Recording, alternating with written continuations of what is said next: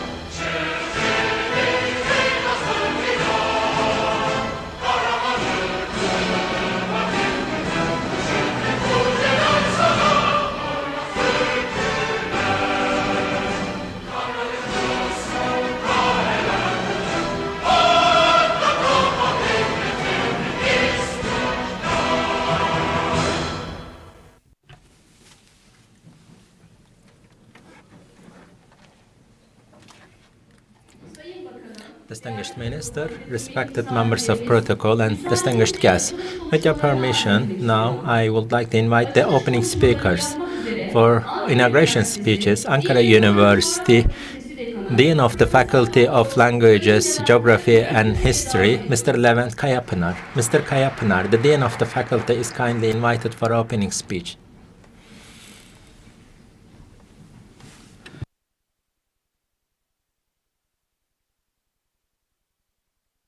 Distinguished Deputy Minister, respected representatives of Turkish History Association institution, esteemed ambassador, and respected representatives and of public institutions and the academicians and their students, our panel session on the Greek atrocities in Western Anatolia. Welcome to the panel session. On the 5th of January 2022, we have organized a seminar for Greek riot and Tripoli atrocities. We have organized a panel in January. This year, Farabi conference room. This is our second event this year. Turkish History Institution is organizing different events in different parts of the country, but I would like to mention my ancestors, my family roots today are beyond Turkish borders and lands today. A family. I'm a grandchild of a family, of a family whose homeland is out of our national borders today, and they refrained from sharing these stories of atrocity with us. However, today, unfortunately, those who came for occupying our country are showing themselves as the ones oppressed and the victims of those conditions. Our society and our humbleness is used as to the disadvantage of us, very much like Moro massacre. A dignitary says, what happened in Moro Island, if we share it with the public, and there will be a reaction against the Greek minority or Greek subjects. So it was as if showing the other side, the opponents or the rivals justified. And so the vigilant thief is always superior to the housekeeper or house owner, they say as a proverb. Therefore, using scientific methods and using the archive records in the light of scientific works, announcing the historical realities and sharing it with the public is very critical, I believe. In that regard, this panel session is being broadcasted on YouTube channel, and also it's being interpreted into English language simultaneously. It will be broadcasted on YouTube to the rest of the world. Taking this opportunity, I would like to extend our thanks and appreciation to the institutions who contributed to the event, to the panel session, to Turkish Institution of History, Historical Research Institution of Turkey, and I would like to extend my thanks to the academics and panel speakers, and I greet you all with my deepest respect. Thank you.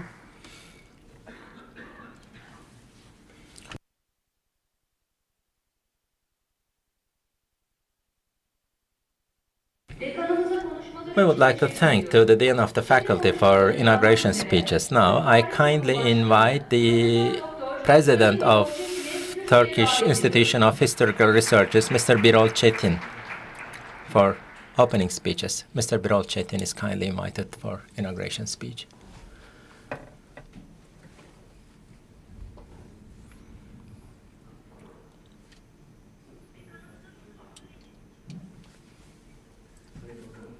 Distinguished Minister, respected representatives of the university, the Dean and Ambassador, and distinguished guests, before beginning my speech, I would like to greet you all with my deepest respect.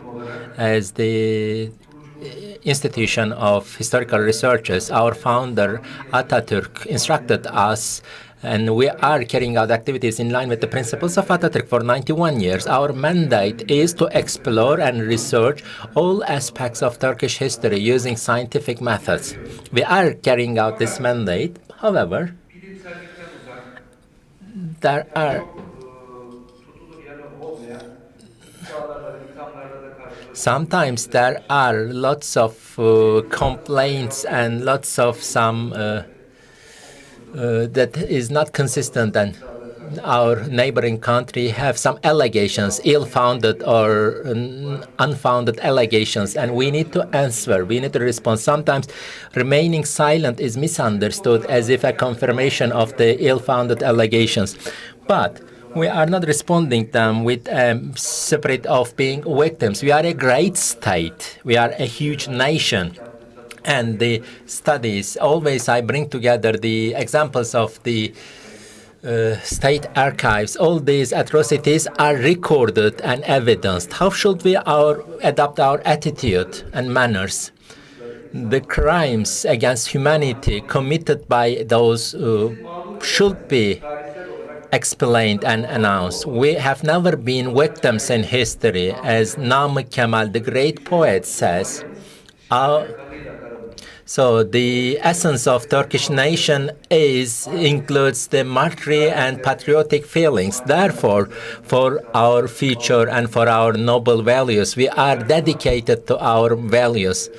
And we always prefer death to slavery. We never accept. I strongly recommend to read the poem Hürriyet, the freedom by Namık Kemal. So, through different methods, we are sending messages to our neighboring country. The President of the Republic repeatedly warned the neighboring country, and you might be following on the current media news. Last year, during the celebrations of the second centennial anniversary with their culprits, they were extending allegations to us and some blaming us. As institution, we conducted an activity with Ege University and a second one with Trabzon University. And this month, we will be organizing another event in our own institution. We have prepared a documentary for this, which will be shown soon. Now, of course, the politicians have words to say. The diplomats have words to say. And as scientists, we have some words to say. And we can remind them of their history or help them remember their history. There are lots of topics that we ask them to remember. Even now, currently, They have no good relations with their neighboring countries, and they think that some of the events and incidents are forgotten. The Albanians' atrocities, for instance, against Albania, even there have been international court trials for this. Their civil war also in Greece. Around 40,000 persons were killed during the civil war, and the great scarcity. And I strongly recommend reading all these. Our esteemed Professors Institute, Çağla, has a good study on the atrocities during the Great Famine. We strongly recommend them, remind them. And once again, we would like to remind them how valuable the friendship of Turkish nation is for them. And we strongly recommend them to watch those documentaries. Therefore, we are aware that they have repeated attempts for certain objectives, and as scientific circles, our mandate is all this we can do. Last week, during the centennial anniversary of the independence of Thracia's region, there was also a very productive program, and the professors shared interesting information based on evidences and documents. They were taking away. There are much grave words to say, but I will remain less much. The panel speakers, I would like to give them room to share their presentations. I greet you all with my deepest respect. Thank you.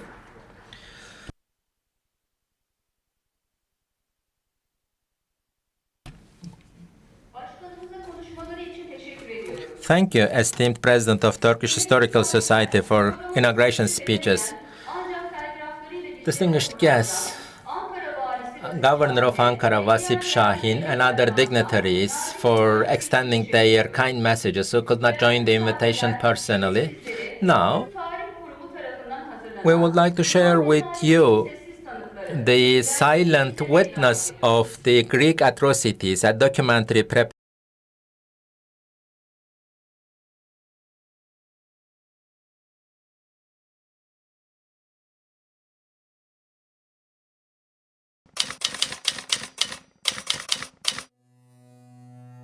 It is January the 8th, 1923. This is a photograph taken in Manisa al-Shahish from Albert Kahn's archive.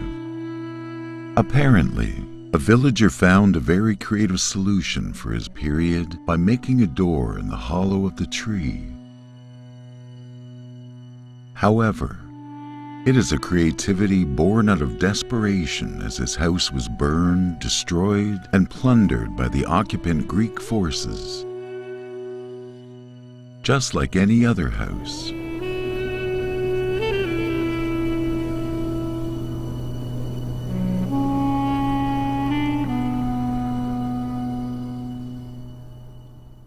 Albert Kahn is a French banker. Foreseeing the disappearance of cultures while the world is rapidly transforming at the beginning of the 20th century, Kahn sends photographers to all over the world and implements the Archives of the Planet project, which indeed was a very good decision. We can't thank him enough.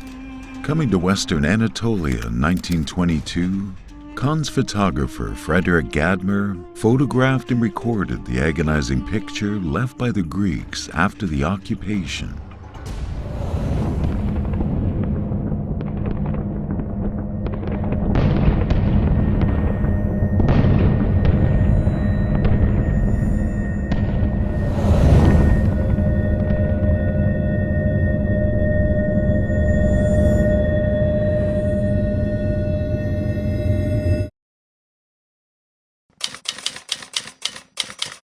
It's May the 15th, 1919. Greek armies land troops in Izmir. The British High Commissioner of the Allied Forces, Sir Arthur Calthorpe, also the Admiral of the Royal Navy, gave the order for the occupation. Admiral Calthorpe claimed that the Turks committed genocide against the Greek people, ordered the occupation of Izmir by the Greek armies based on the 7th article of the Mudras Armistice between the Ottoman Empire and the Allied States. The Inter-Allied Investigation Commission, which was commissioned by the occupation forces in August 1919 to investigate the events during the occupation period, would include the following sentences in the report it prepared as a result of a 2-month investigation.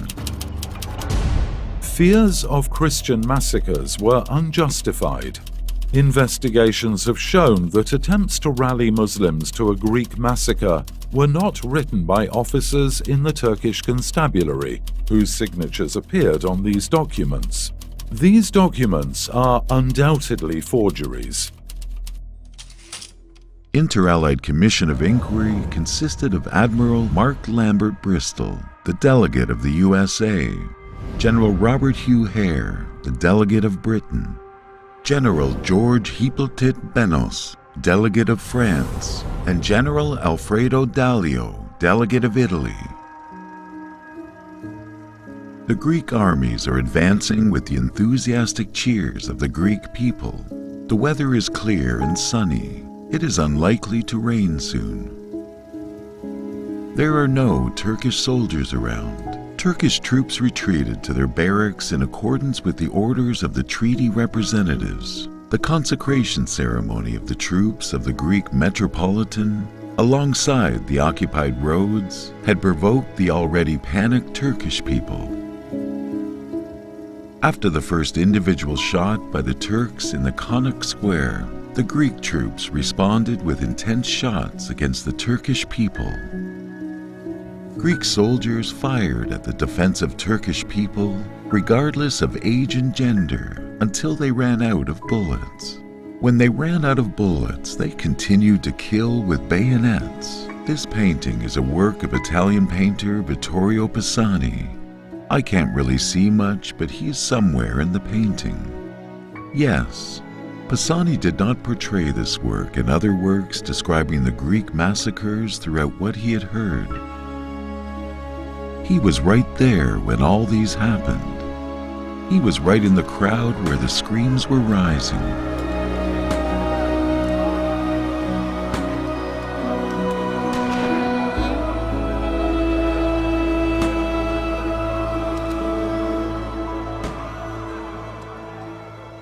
In this work of the artist, the raindrops stand out.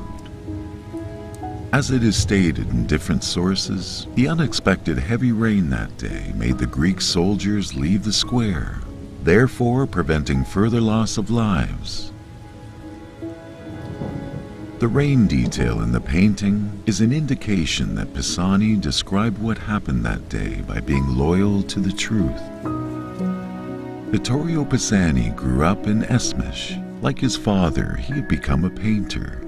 He was a 20-year-old young man when he left the house to walk to Konak Square that day. He witnessed the shooting of his neighbors with whom he had lived in peace for years. Vittorio immediately returned to Italy with his family after their house was raided and looted by Greek soldiers. When the Egyptian princess Kadriye Hussein decided to write a book about the events, she went to Italy and asked Vittorio to draw what he had seen for her book. By painting his experiences, Vittorio transferred to his works the painful memories that he could not describe with words.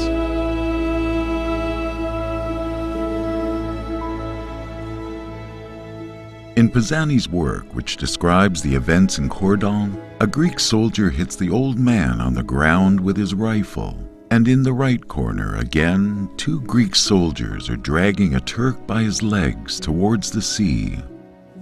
In this work, the artist depicts the Greek Metropolitan Chrysostomos blessing the soldiers who carried out the massacre. The depiction of a Christian clergyman in such a position is not common in other instances. Greek troops had captured and tortured many people from the first day. The Inter-Allied Investigation Commission included the following sentences about Turkish prisoners in the 13th and 14th articles of the report they prepared. On 15th of May and for several days thereafter, the Greek troops arbitrarily arrested some 2,500 people, including children under the age of 14. Some of the schools were even imprisoned on the Patris. Many of the prisoners were mistreated, robbed, and detained for several days in unacceptable conditions.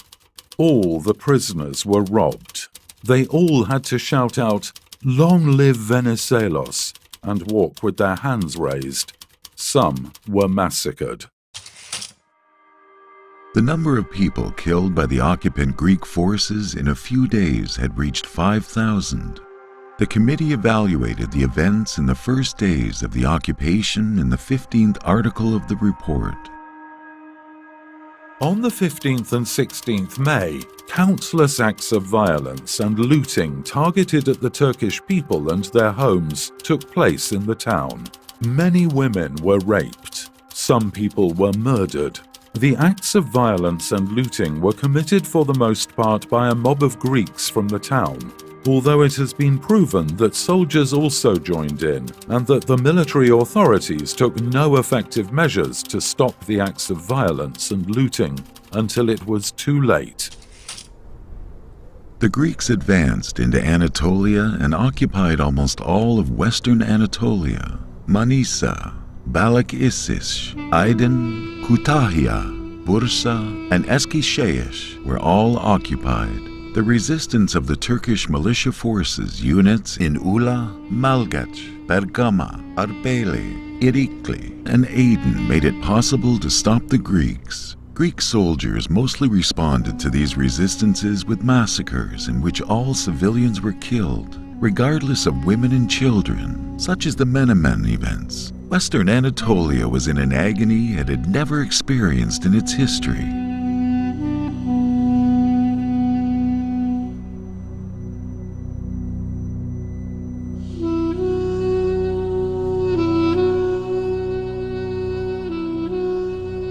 Lying in front of the feet of the Greek soldiers posing with a smile, ready to swing their rifle and axe, is a human. This Turkish villager was martyred by torture, with his feet tied and his hands nailed to the ground. When the occupation forces were pushed to the outskirts of Aydın city by the insurgents, the Greeks, who could not stand the combat any longer, had to retreat. But during the retreat, they burned everything they left behind. The members of the commission referred to the retreat of Greek troops from Aydın in Article 32 of the report as follows. The Greeks evacuated the town in the night of 29th June and early hours of 30th June after having committed numerous attacks and other crimes. Some of the fires that broke out in the Turkish quarter in the morning of 29th June started during this engagement. A large number of Turkish men, women, and children who were trying to leave the burning quarter were killed for no reason by the Greek soldiers, who were guarding all the exits that led from this quarter to the northern part of the town. There is no doubt that the Greek command and troops ran amok. The fires that started on 28th of June destroyed 2/3 of the city of Aydın, with a population of 20,000, and the rest of the city was plundered. Greek armies reoccupied Aydın on the 4th of July with the help of support units. The members of the commission included a very striking statement in their report on this incident. Before the Greeks returned to Aydın, most of the Turkish population had already left the town and surrounding area to take refuge in the Italian zone or in the Nazilli Denizli region, where it remains today. Imagine a community fleeing from its occupants to save its life and immigrating to the territory of another state that also occupied its homeland. Maybe they weren't just trying to save their lives. Maybe they were trying to avoid something worse than death.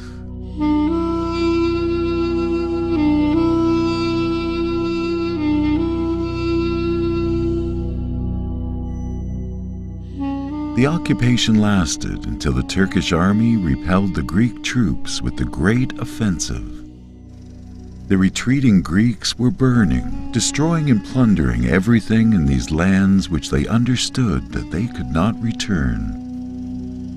the sky was covered with smoke all over Western Anatolia.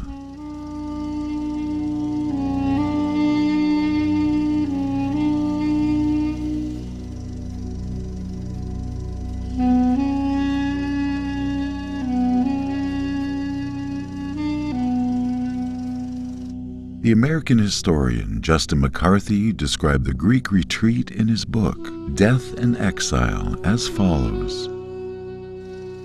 The worst destruction of houses, villages, and government, religious, and communal property obviously came during the final Greek retreat.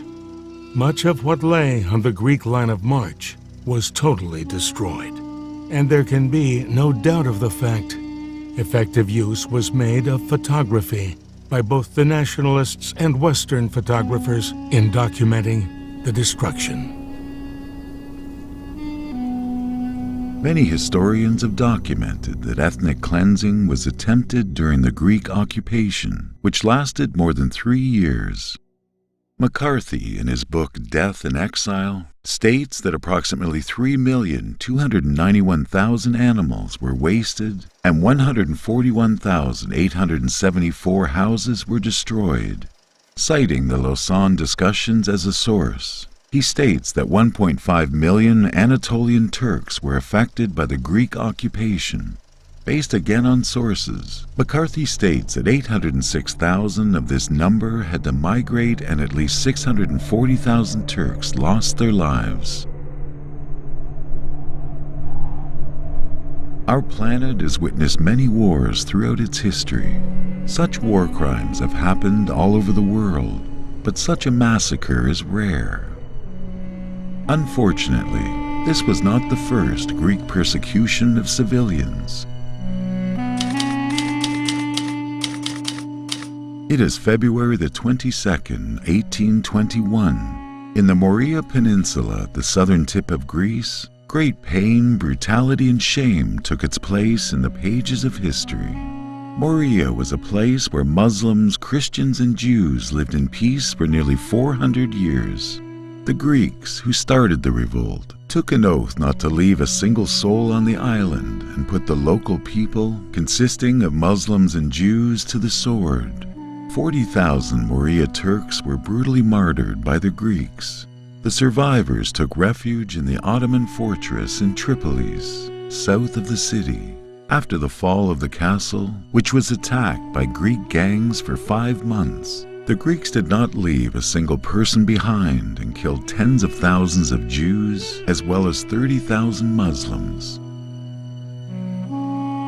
British historian Walter Allison Phillips wrote in his book, The War of Greek Independence, about the Morea massacre as follows. For 3 days the miserable inhabitants were given over to the lust and cruelty of a mob of savages. Neither sex nor age was spared. Women and children were tortured before being put to death. His path of triumph was carpeted with corpses. Some remaining Muslims of every age and sex were deliberately led out to nearby mountains and butchered like cattle. Historian and research writer William St. Clair, who is a senior researcher at the British Studies Institute, summarized the Morea massacre in his book, That Greece Might Still Be Free, based on the memories of foreign officers who served in Tripolis. Prisoners who were suspected of having concealed their money were tortured. Their arms and legs were cut off and they were slowly roasted over fires. Pregnant women were cut open, their heads cut off, and dogs' heads stuck between their legs. From Friday to Sunday, the air was filled with the sound of screams and laughter. One Greek boasted that he had personally killed 90 people.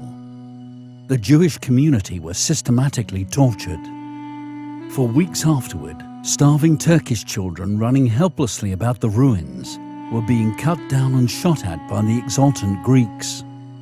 The orgy of genocide exhausted itself in the Morea, only when there were no more Turks to kill. The leader of the Morea revolt, Theodoros Kalokotronis, claimed in his memoirs that his horse had never stepped on the ground from the city walls to the palace due to the mass of corpses. It is December the 20th, 1963. In the Republic of Cyprus, where Turks and Greeks live together, the Greek authorities have undertaken extensive and systematic attacks for ethnic cleansing to end the existence of Turks on the island and to open the way for union with Greece. In the massacre, where they killed 364 Turks by raiding 103 Turkish villages, 30,000 Turkish Cypriots had to migrate, leaving their land and home. Such a familiar script.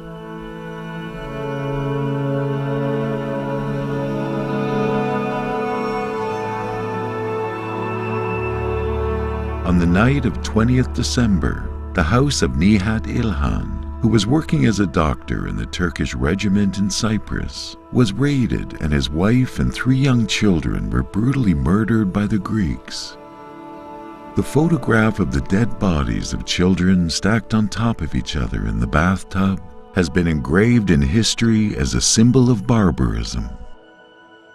The Turkish administration of northern Cyprus turned the house where the massacre took place into a museum.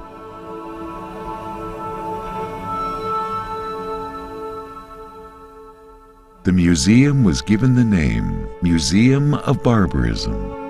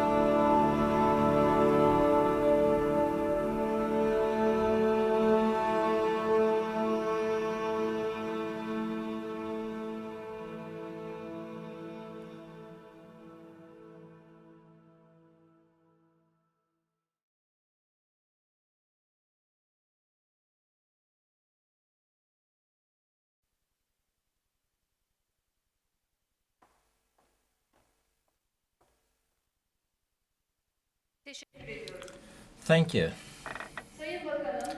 Respected Minister, distinguished guests, the program flow will be as follows.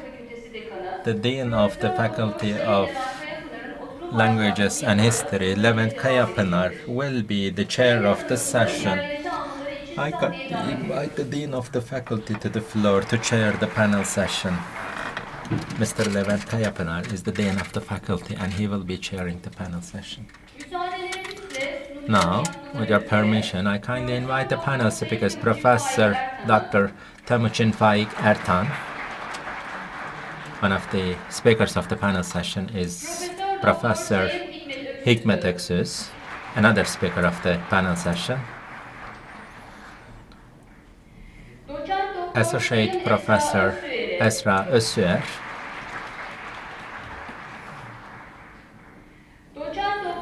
and Associate Professor Gülsüm POLAT.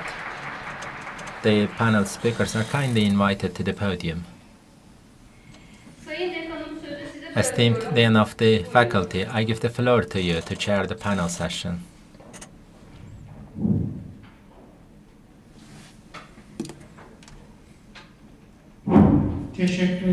Thank you. Today, the Greek atrocities in Western Anatolia panel session, we have very distinguished 4 academicians who are speakers of the panel session. First of all, I would like to thank for accepting our invitation for being the panel speakers today. The first speaker is Professor Temuçin Faik ERTAN, and he will be telling us Lausanne Conference and the discussions on Greek atrocities during Lausanne Conference. Esteemed Professor, the floor is yours.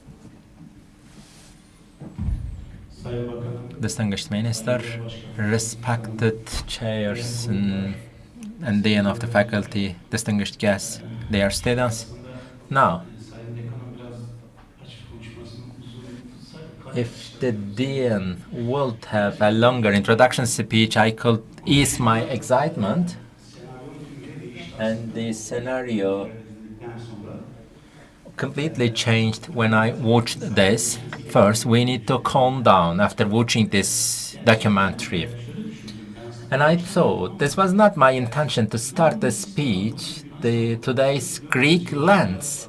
For more than 4 centuries, it was under the control of the Turkish nation, and they were managed for many years by Turkish state. The killings and atrocities of the Greek in 3 years did not happen in this long period of time. First, we start by comparing this to the Lausanne Treaty and discussions. This Admiral Bristol's report was confirmed in Lausanne discussions. My evaluation of Lausanne Treaty and discussions, Lausanne Conference, was for more than 4 centuries.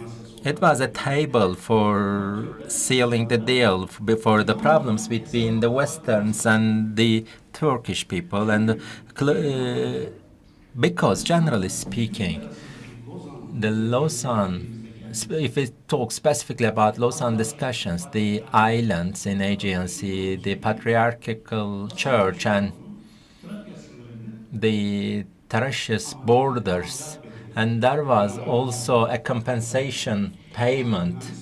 That is to say, the Greek side, as we have seen in the documentary, because of all these atrocities, committed this atrocity. There had to be a compensation of these atrocities by Greek side, and İsmet Pasha and other members of Turkish delegation reminded the criminal records of the Greek side, and by showing evidences and by documenting all these atrocities, and the representatives of the Central Powers and the Allied Powers, there were presentations made on evidence-based presentations. The Greek side knew its deeds. They knew what they did. So how do we come to this conclusion? During the Mudanya talks, when Mazarakis went there, Venizelos sends a message, telegram message to, I have included that part of it, and I will be quoting. Venizelos tells Mazarakis, or instructs, the new Greek government should know that it is impossible to describe the desperate situation. We have not just lost the we have also lost the Western Anatolia and the Western Thracias.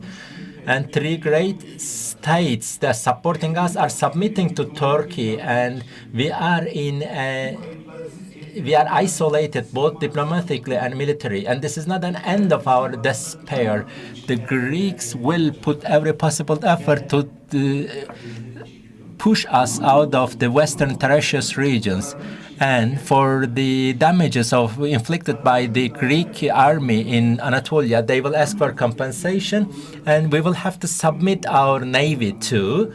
And we have to be well prepared. There is a confession. The Greek army caused harms and damages in Anatolia. They were expecting this demand for a compensation because they know their deeds and what they did. It's self-evident and explicit. During the Lausanne discussions with the documents, this Western Anatolia and on Thracian region, and I need to make further clarification before going deep into Lausanne discussions, this atrocity or this oppression or this violent acts, violence, killings and rapes. And secondly, demolitions and economic harms and damages to the railroads, to the infrastructure, to the buildings and facilities. And fourth, killing of the animals and livestock. They have even killed livestock. And also, from the Western Anatolia to the islands, while retreating from Thracian region, they have taken hostage of lots of Turkish nationals. They have taken hostages. Not a clear and precise number I can provide, but the slaves of the Turkish, around 8 or 9,000 of these Turkish slaves were taken hostage. But all the military or war prisoners are officers, military officers on Greek side. So the damages should be considered in an elaborated manner, in a wider sense, not just more material or financial damages. We will be celebrating we have celebrated the centennial anniversary of Lausanne Conference on the 20th of November. During the opening remarks, there was one speaker speaking, Lord Curzon, the delegate of the English mission, speaking on behalf of the delegation. Ismet Pasha did not agree, and Ismet Pasha insisted on making an opening speech on behalf of the delegation separately. I will read a chapter from Ismet Pasha's speech at the opening of the Lausanne Conference. At the first day, Ismet Pasha tells how hard the talks will be for Greek side. Since 1918, the Turkish nation faced endless sufferings and attacks, and I need to remind them, and both for these sufferings and for these attacks against Turkish people, and without any force majeure situation, military obligations or military force majeure situation, the richest and the most fertile parts of Turkish lands was destroyed, and systematically these demolitions and these destructions, there is no excuses for this. And it's very evident and clear. Ismet Pasha describes that we don't accept apologies. You need to pay compensation for this. In that regard, immediately, a short after the beginning of the conference, a compensation fee is raised by Turkish side. And terminologically, I would like to emphasize, it is not a war compensation, it is a repair fee, the war compensation. If you recall, after the First World War, there was even, during the Lausanne talks, even occupation cost was demanded, but no Turkish persons bombed or attacked on London or Paris just because of the extended period of war. They asked for war compensation. But when you say the repair costs, it's focusing on specifically and referring to those destructions and those harms and damages inflicted in Anatolia. This was Turkish side insisted on repair costs, and I may say maybe the conclusion from the very beginning, this repair cost does not necessarily mean a certain financial amount. The monetary or financial part is irrelevant. I will remind it. How much amount ever you get this repair costs, it will be spent already. What matters here is a confession by Greek side for these atrocities, and it's being recorded in historical records. Therefore, this insisting and this consistent request is important. Taking Karaağaç region, that is important. But what is more important, I will come to that conclusion at the end of my speech.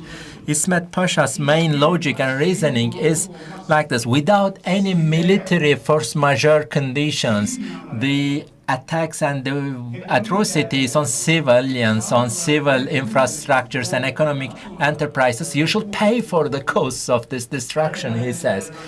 I will go to each and every item of this soon. Which session? It's economic and financial issues session chaired by France during the Lausanne talks. There should be an economic compensation, economic terms for this. And Venizelos has quite an interesting defense here from very beginning to the end. Venizelos never says we did not do this.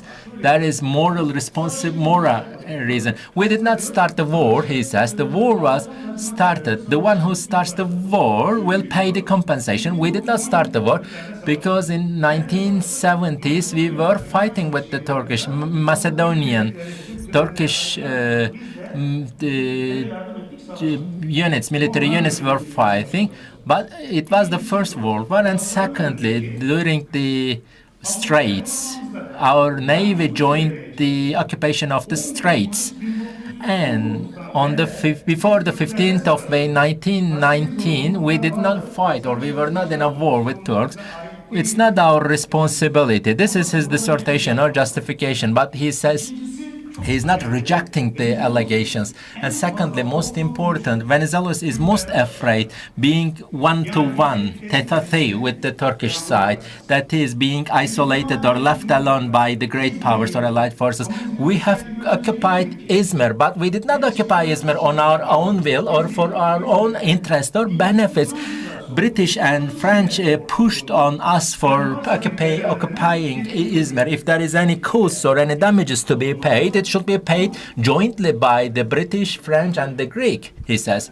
This is his defense and reasoning of his defense. But one thing quite interesting that he says, we did nothing at the beginning, he says, very clearly. We did all atrocities while leaving, while treating back. During the occupation, till the Polatlı Haymana, till the Sakarya War, there was no single damage inflicted on the civilians and no war crimes were committed, he says.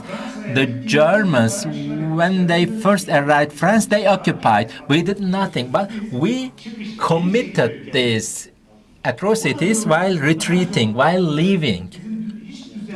And he says, it was not our armies, military armies. There were lots of unorganized bandits of former soldiers, and this was out of our reasonable control, he says. The bandits of the former armies did this under our formal life. While retreating from Sakarya to Afyon, we have just burned down the houses and the buildings are there, but those buildings were already evacuated and there were no people living in those buildings. He still cannot claim that they did nothing. It's very critical and important, and I firmly believe that from the very beginning to the end, Venizelos firmly stands on this allegation and this defense. And İsmet Pasha claims that the Greeks were the occupying ones and the war was not started by Turkish side. And it is futile to seek patronage by the Allied forces because during the Liberation War, the Allied forces were continuously proposing you for peace, and in June you were proposed a peace and ceasefire, but you did not listen to them. You continued to inflict. And İsmet Pasha is keeping the frontiers small and narrow to prevent any compromise between the occupying powers, and he tries to isolate Greeks from the others, and that works. That strategy works, as we have seen in the documentary from the beginning of the 15th of May 1919. He evidences all the atrocities, and an important conclusion on the 20th of January 1923, a memorandum is published. There are some tables and there are minutes of Lausanne talks. Every time I read the minutes of Lausanne talks and I learn about something new, there are some tables there, some ledgers there. It's quite interesting to look. There is a table of receivables. Previously, we would have the shopkeepers would have a ledger of the debts, and normally, while discussing the debts of the Ottoman Empire, the Westerns came with a table of receivables to us. But this compensation cost, it's the Turkish side who makes this list of receivables, and they are demanding these repair costs. İsmet Pasha says in this memorandum, you have arrived and around 125 or 35,000 square kilometers area you have inflicted. It's 3 times Switzerland and a half of France. You have inflicted atrocities for 3 years in this geographical location. But this is the most prosperous and most fertile lands of the Anatolia, but now it's in despair and it's totally devastated. He gives a population, around 4 million population in 1914. In this region, there is 4 million inhabitants, and 3.2 million are Turkish and Muslim, and the remaining population is just 2 million now. 1.5 million Turkish and Muslim population was either displaced, forced to flee, either taken as hostages, or they were killed. They were massacred. And how much railroad infrastructure, how much the tax income, each and every detail is shown in that list and in that table. And in addition to killings, the economic damages inflicted by Greek side is also shared there. Table 1. The names of the towns and the houses and all the buildings and civil infrastructures, including workplaces and lots of buildings. For instance, some examples. In Izmir, 18,865 civil residences. In Manisa, it's 13,000. Around 13,000 civil residences were devastated and demolished. And it starts from Izmir in another table. 86,000 buildings and residential buildings and civil facilities were demolished.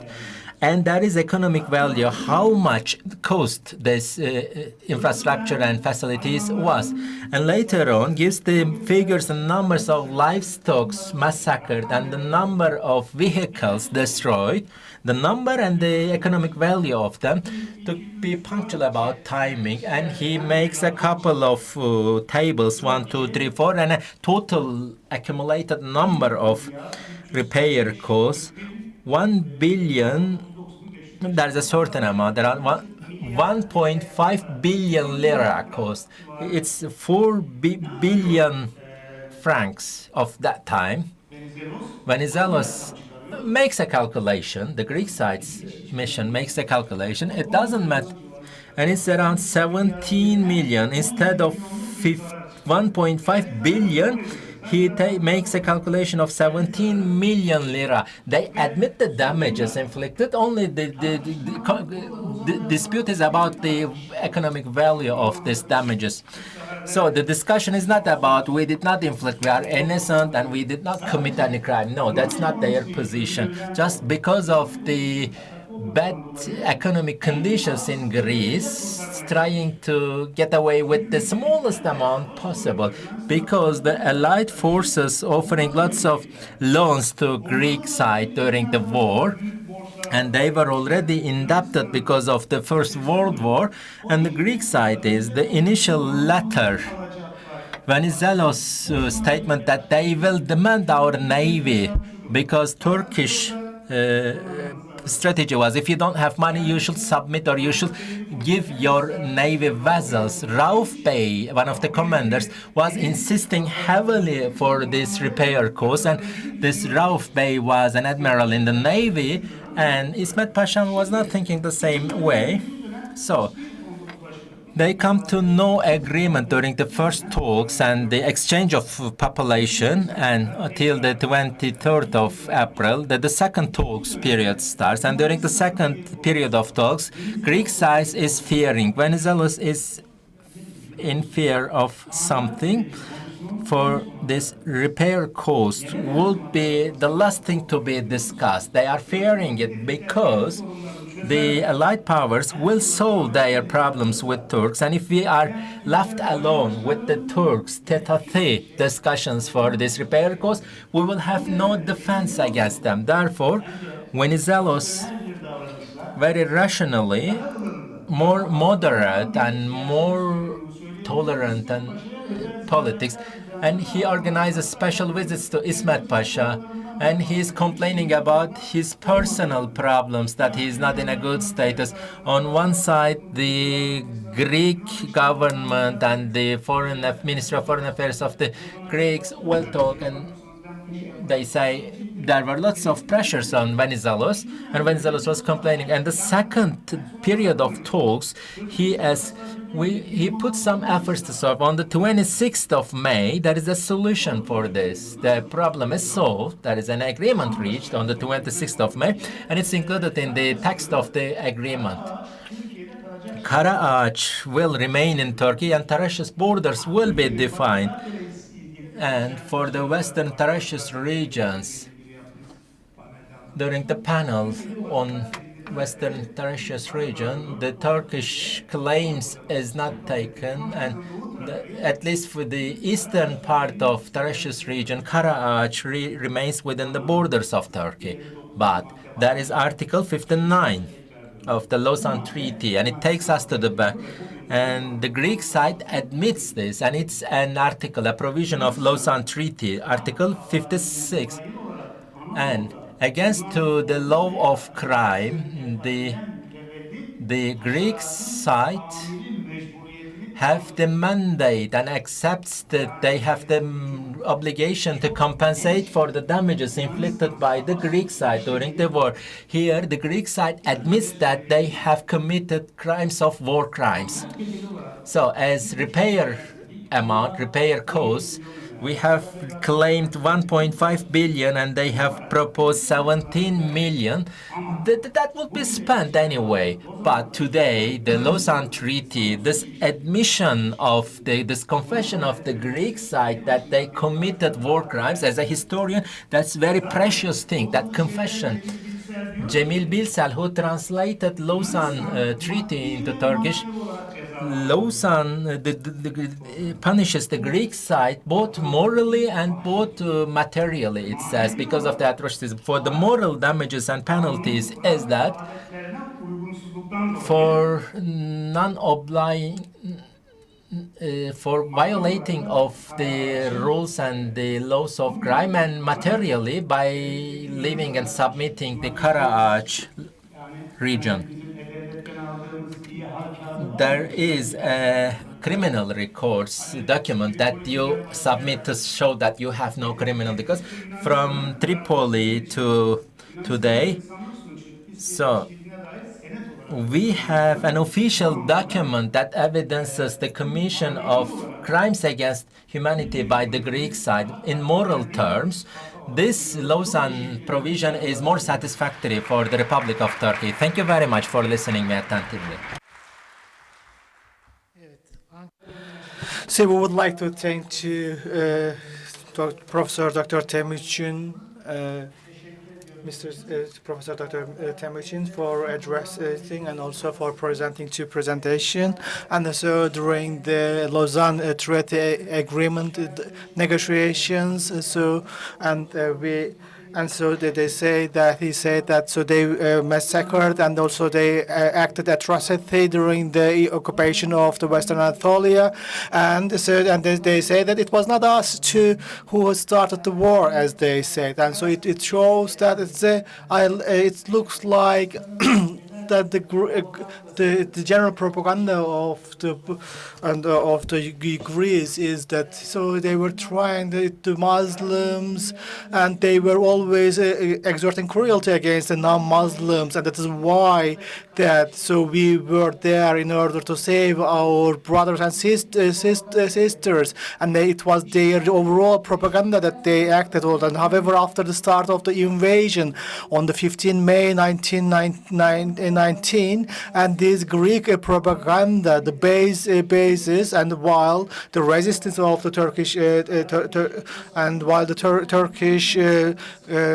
Union of Turkish Union of the troops, and so they say that, and they started to say that we can share the same land in a brotherly and a fraternal manners, and when the Turkish resistance against these troops starts. And the second speaker of the session is the Professor Dr. Hikmet ÖKSÜZ from the Black Sea Technical University, and the floor is yours, Mr. ÖKSÜZ, and esteemed minister and esteemed director of the Turkish Historical Society, and the esteemed academicians and the dear colleagues and the lovely students. And while starting to my speech, so I started to I would like to pay homage to the souls of the martyrs, and also I would like to pay homage to all the Muslim Turks who lost their lives during the atrocities of Greek atrocities, and that happened on a couple of years, starting from the 1992 up until the evacuation from the city, and so there is a strategy and a perception, and so starting and with the all opportunity they realized all the opportunities they had, and starting in 1814 in order and Filikiye Terece, when we look at the year action plan, and that was also shaped the Megali idea, that so it was the outreach of the Megali idea. It is a clear invitation there. They were, and the Western Anatolia, Cyprus, all the islands, and even the Black Sea, and the Black Sea region was their dream of a Greek Megali idea, and so it is a very important thing that to note that so they were dreaming of Balkans and Anatolia without any Turks left behind, and they proposed and they believed and approved all these action plans long before, and we have seen the Tripolis and also from the 1919 to 1922 in the Western Anatolia, in the Thrace, Western Thrace, and also on the inner part of the Anatolia, they acted dozens and hundreds of different atrocities, and causing the fatality of the hundred thousands of the Turks, and also the burning even the 10,000s of Turkish villages, as evidence with the many different historical instruments, including the impartial independent reports.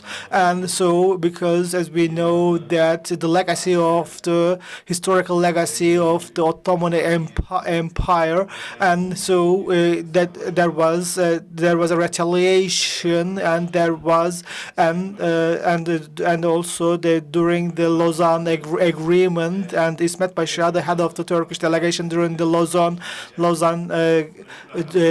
peace agreements, and as we have also seen during the short movie, and McCarthy also shares the same statistics about the calamity and about the fatality resulted from the Greek atrocities in Western Anatolia in more than 3.5 years, and in total they have. We have seen that more than 105 million Muslims were affected, and more than 614,000 of them were killed, and remaining they were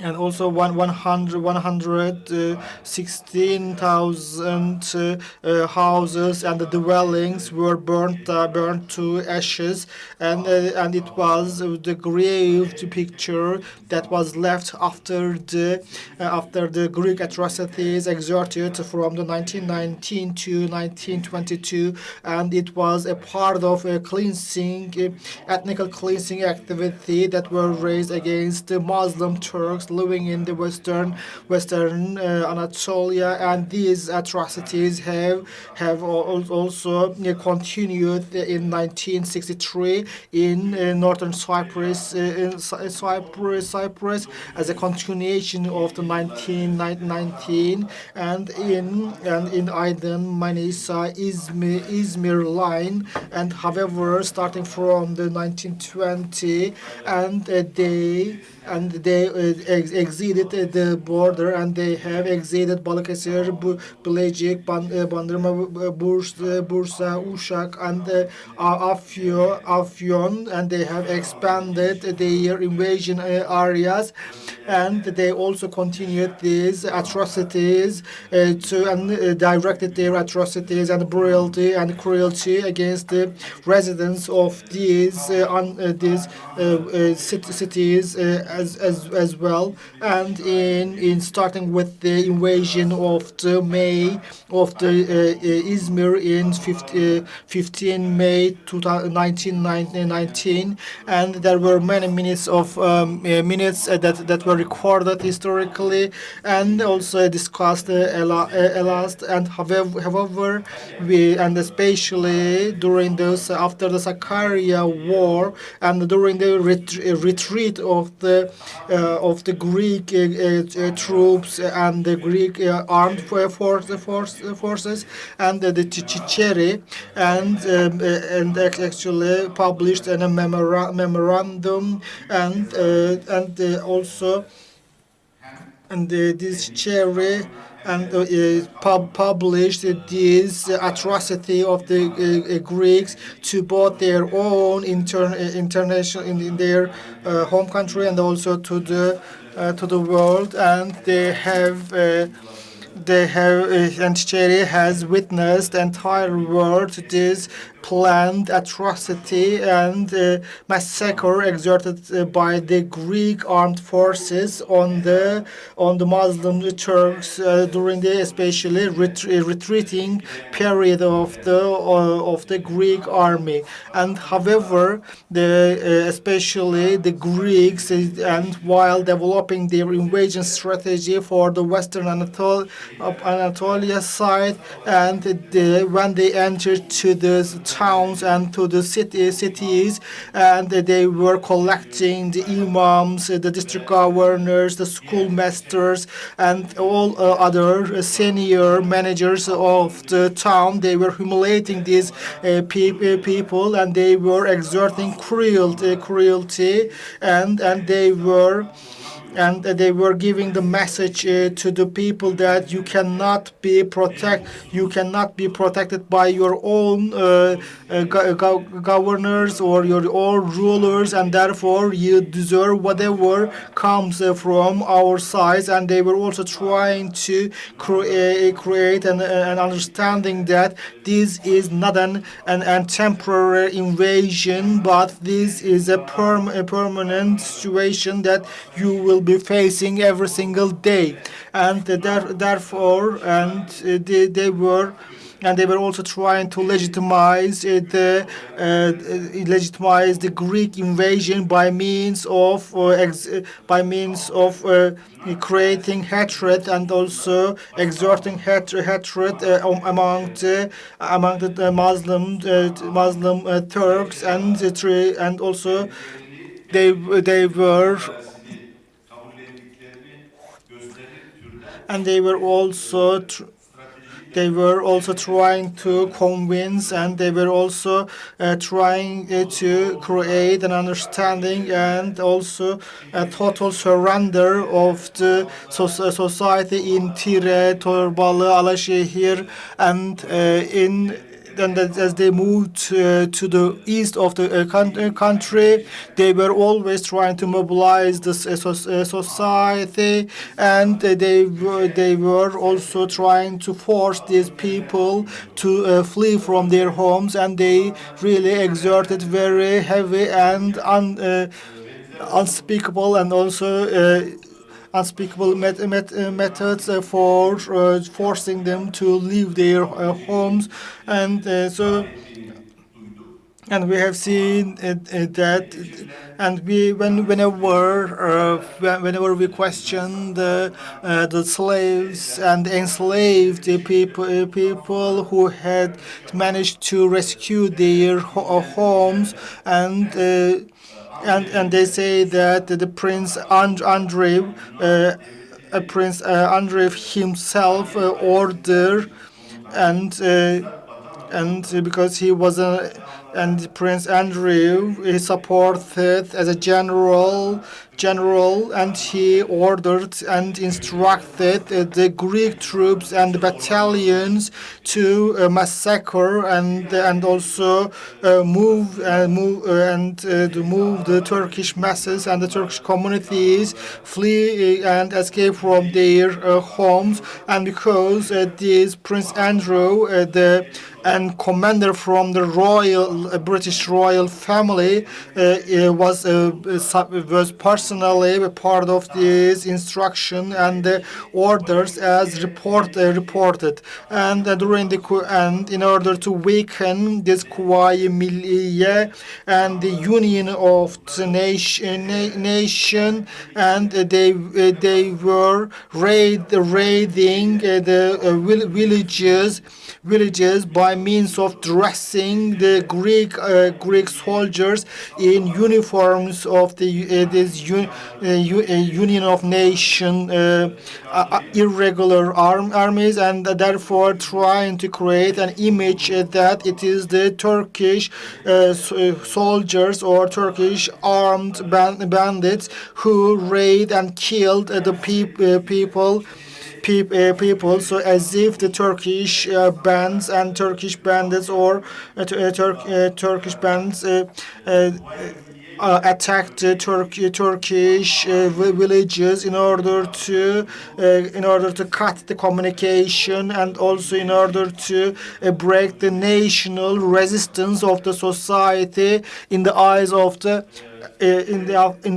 public. And however, as we know that for the methodologies of the Greek soldiers were very influential in moving the masses, and especially through depowering and humiliating the senior rulers or the managers of the society. They were trying to break the resistance and the hope of the normal people on the street, and as if to show that they are completely abandoned to the fate and to the mercy of the Greek armed forces. And as we know that, and the majority of the people were living in the rural areas in the society, and they were trying to weaken the social structure of the Kuvayi Milliye, the union of the nation. And so, and because as we know that, especially this union forces and unified national forces used to take the support from the rural areas mostly, and by means of forcing these people to force, and was a part of the, and also was a part of other the settlement project, and they were trying to create the change demographic structure of the society, and by means of resettling these areas with the Greeks and also Armenians. They were imported from the Caucasia and from the Russia, and they were also trying to create a social structure and environment that they may claim that such part of the West Anatolia was already Greek residential areas. That is why they were there in order to protect the rights and the freedoms of these Greek people, because and however, during the retreat of the Greek army, and they burned to ashes all the dwellings and the residential areas of the Muslim Turks in order to prevent the settling of these areas by the Turks anymore. And so there were many different tables, of course, showing the number of houses and the dwellings that were burned by the Greek armed forces. However, I don't want to thank you to your time. However, there were 2 times of atrocity acted against and during the forwarding period up until the 1921, and the other one is the one that was during the retreat period of the Greek armed forces, and especially the Central Anatolia and the West Anatolia was completely burned and devastated and collapsed by the Greek armed forces, and in order to prevent resettling of this area by the Muslim Turks. And of course, these dramatic cases were reportedly transferred and informed to the international media and international agencies, and Mr. Rauf also sent and Mr.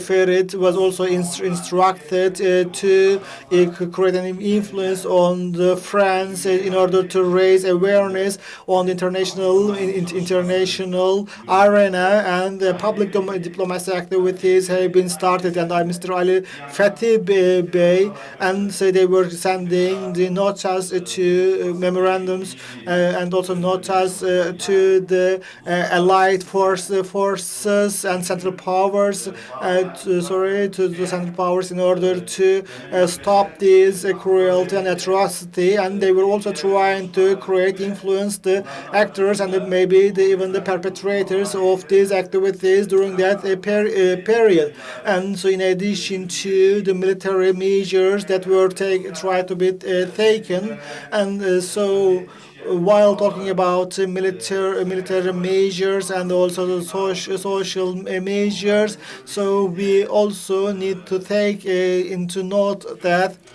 there were the possibility of a backfire, and there were paramilitary organization, and in order to and we see that there were measures taken in order to limit the possibility of the paramilitary groups raiding against the Turkish troops with a backfire. And I'm coming from Trabzon, as you know, that located in the Black Sea region, and so it was it was a central city, even though there was not a clear invasion during the national independence war, and so however there were also a part of the Pontus Rum state establishment attempt covering the 12 cities of the Black Sea region, and therefore Trabzon was also one of the very important active cities that did everything in order to prevent the establishment of the Pontus Rum, Pontus Greek state in the region, and by means of starting the Istiqbal newspaper, the Future newspaper, in order to raise awareness the communities and the society against the plots that were played against the Turks and against the Turkish Muslims and the communities of the society, because even though there was not actual invasion in the Black Sea region, there were many different agenda items that aimed establishing a new state on the 12 cities, and in the Thrace region and therefore we see that the Future newspaper, the Istiqbal newspaper, transferred and informed its readers about all the occupation actions and occupations that were started on the Western Anatolia and the Thrace, and they were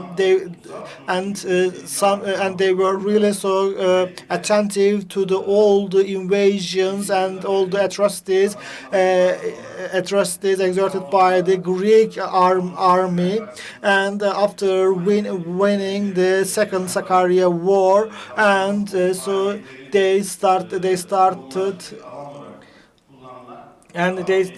festivals and a large meeting after learning that Turkish armed forces won a clear victory against the Greek army in Sakarya, and this Istiqbal newspaper, and so they wanted also to change one of the most prominent avenue of the city as an İnönü Avenue, and since then one of the most important avenue in Trabzon is called İnönü Avenue as a memory of the Sakarya and İnönü wars that were successfully won by the Turkish armed forces against the Greek armed forces, and especially those people who were deprived of their homes, their agricultural lands, and their crops.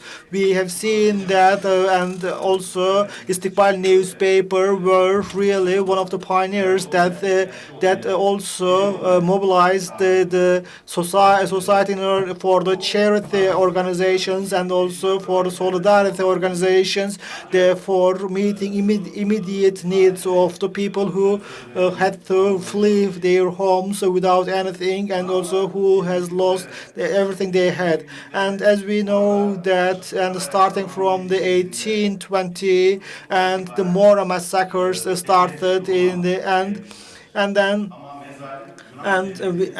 we know that the atrocity has become one of the most important philosophy of the Greek government since the early 18th and the 19th century. And so with the support of the Western countries, with the Central Powers, and both in the Eastern Thrace and also Western Thrace in the Western Anatolia, on the islands, and they acted these atrocities in every possible in every possible occasion, and not only on the Turkish Muslims only, and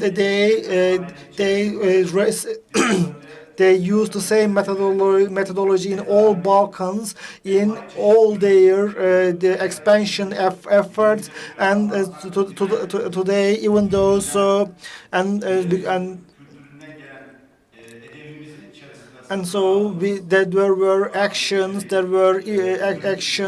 and that we cannot speak of here, and due to our the culture that we have, a legacy of more than 10,000 years. And however, it is high time for us to speak of all these atrocities and to unearth whatever happened in Western Anatolia. Thank you very much for your speech, and of course, and in a place where you don't have demographic superiority, it will be very difficult to manage and to rule them, and that is why. And therefore they were replacing this, and also forcing the Turkish community to migrating and leaving their local society and the local territories, and also also bringing the imported Greek and the Armenians to the region from the Caucasia. They were also trying to reshape the demographic structure of the Western Anatolia in order to manage these and claim legitimacy over these places in the future.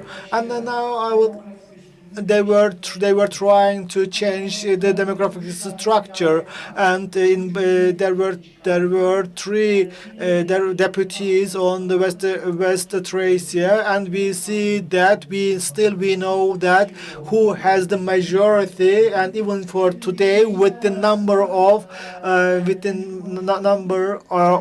members of the parliament that they have now in their parliament. And so And the third speaker of this session is Associate Professor Esra ÖZSÜER from the Istanbul University.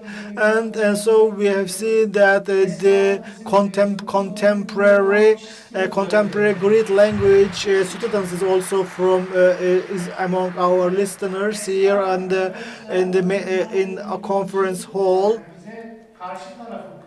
And so, Associate Professor Esra ÖZSÜER, as she knows the Greek language, and she will be also talking about what was the situation from the perspective of the Greek soldiers as reported in their memories. And first of all, I would like to thank all of you for your contribution and for inviting me here. I have graduated from this faculty, and I feel really so excited and also so proud to be here in front of you once more again, to be in my home town and also in my university while preparing while preparing this presentation.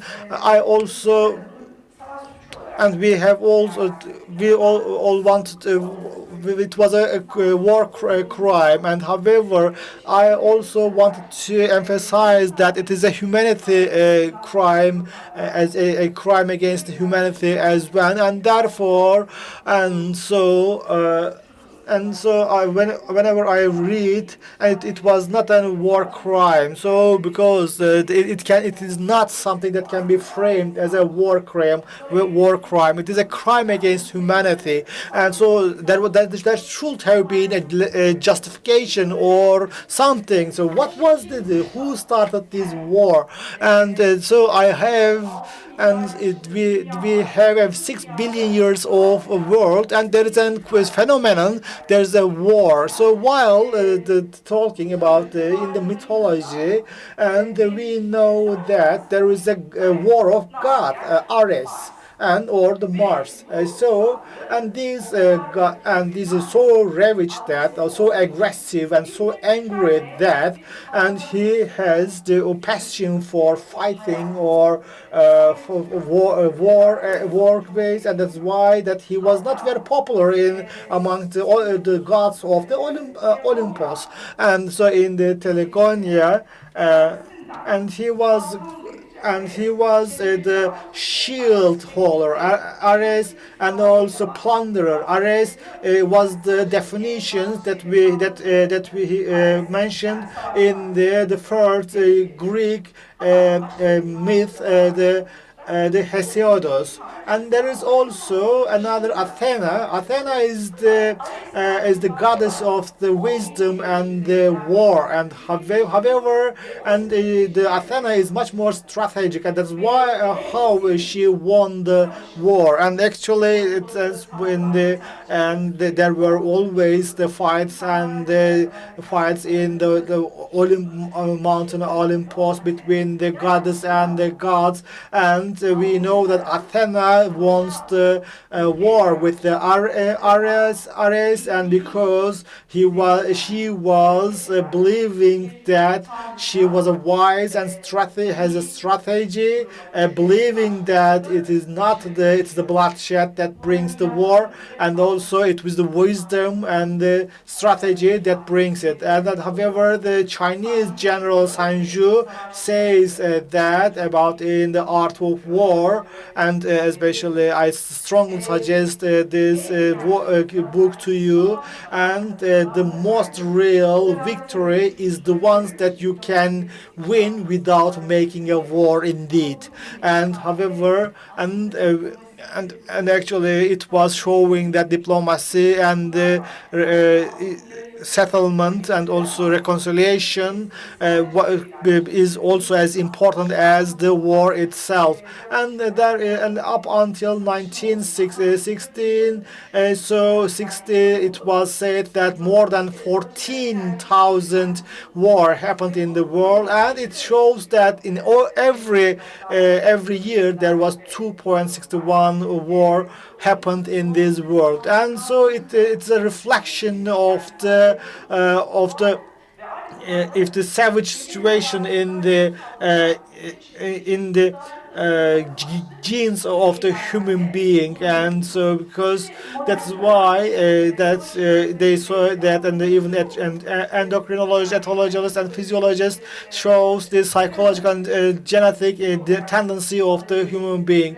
And in the modern war, and the states are the subject of all the wars, and starting from the 1948, and so before the 1948, before the establishment of the United Nations. So, and there were the legitimacy of the and Trianus and Achilles, and he says that I just wanted to take my dead brother back, and I want to bury him, and it was a legitimacy of war, and so there were the act of war and conduct of war was available, and now after the now it is the states consider the war as rational as the peace itself, and so we saw that it is most preferred instrument of the states in order in establishing the relations with the others, and this instrument has been used as common, maybe even sometimes more common than the politics itself, and therefore that's why that we have war cases even for today between the countries. And what I would like to try to mention here, and I will be talking about the Geneva Convention, but the just war theory exists, and it is, when we Google it, the just war theory, we see that, and this code of war is a very important rule. And during the 1949 and during the Geneva Convention, there were some taken principles, and after the Balkan Wars, First World War and the Second World War, and they say that there should be some ethical rules, and so therefore they settled some principles, like no torture can be exerted to the captives, and no humiliating actions can be exerted, and the civilians should be protected during the war time, and so the patients, olds, and children and women were kept separate, and the nuclear weapons cannot be used, and also no other bullets other than the full metal jackets can be used, and the war case cannot be violated, and therefore we question here whether the Anatolian invasion can be considered as a British delegation war, because I cannot name and I cannot give the dates from here, and it was the charged affairs of the British Empire of the time, the Lindsley, and he sends a telegram to the Lord Curzon in Athens, and also we, starting from the 18th century or 19th century, when the world is started to be divided into the blocks, and while they were competing to each other as a part of the colonization process, and they were trying to find the junior partners, and so who were still like Romania, Bulgaria, Greece. These countries were used to be as the junior partners as they were not strong enough, and during a very right time, during that it was the collapsing period of the Ottoman Empire, and of course, with the support of the British Empire, and also with the Central Powers, with the France and with the England, and they were trying to exert their own plots, their own plans with the support of the Central Powers, and the Venizelos and there was also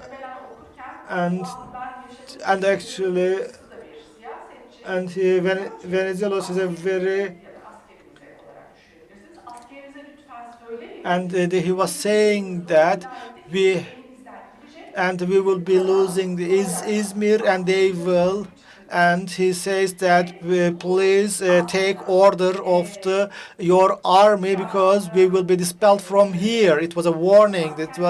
And especially the Greek, and especially these orders were not taken too serious by the little troops or the brigades of the Greek army. However, on the very upper level, this concern was always on the table.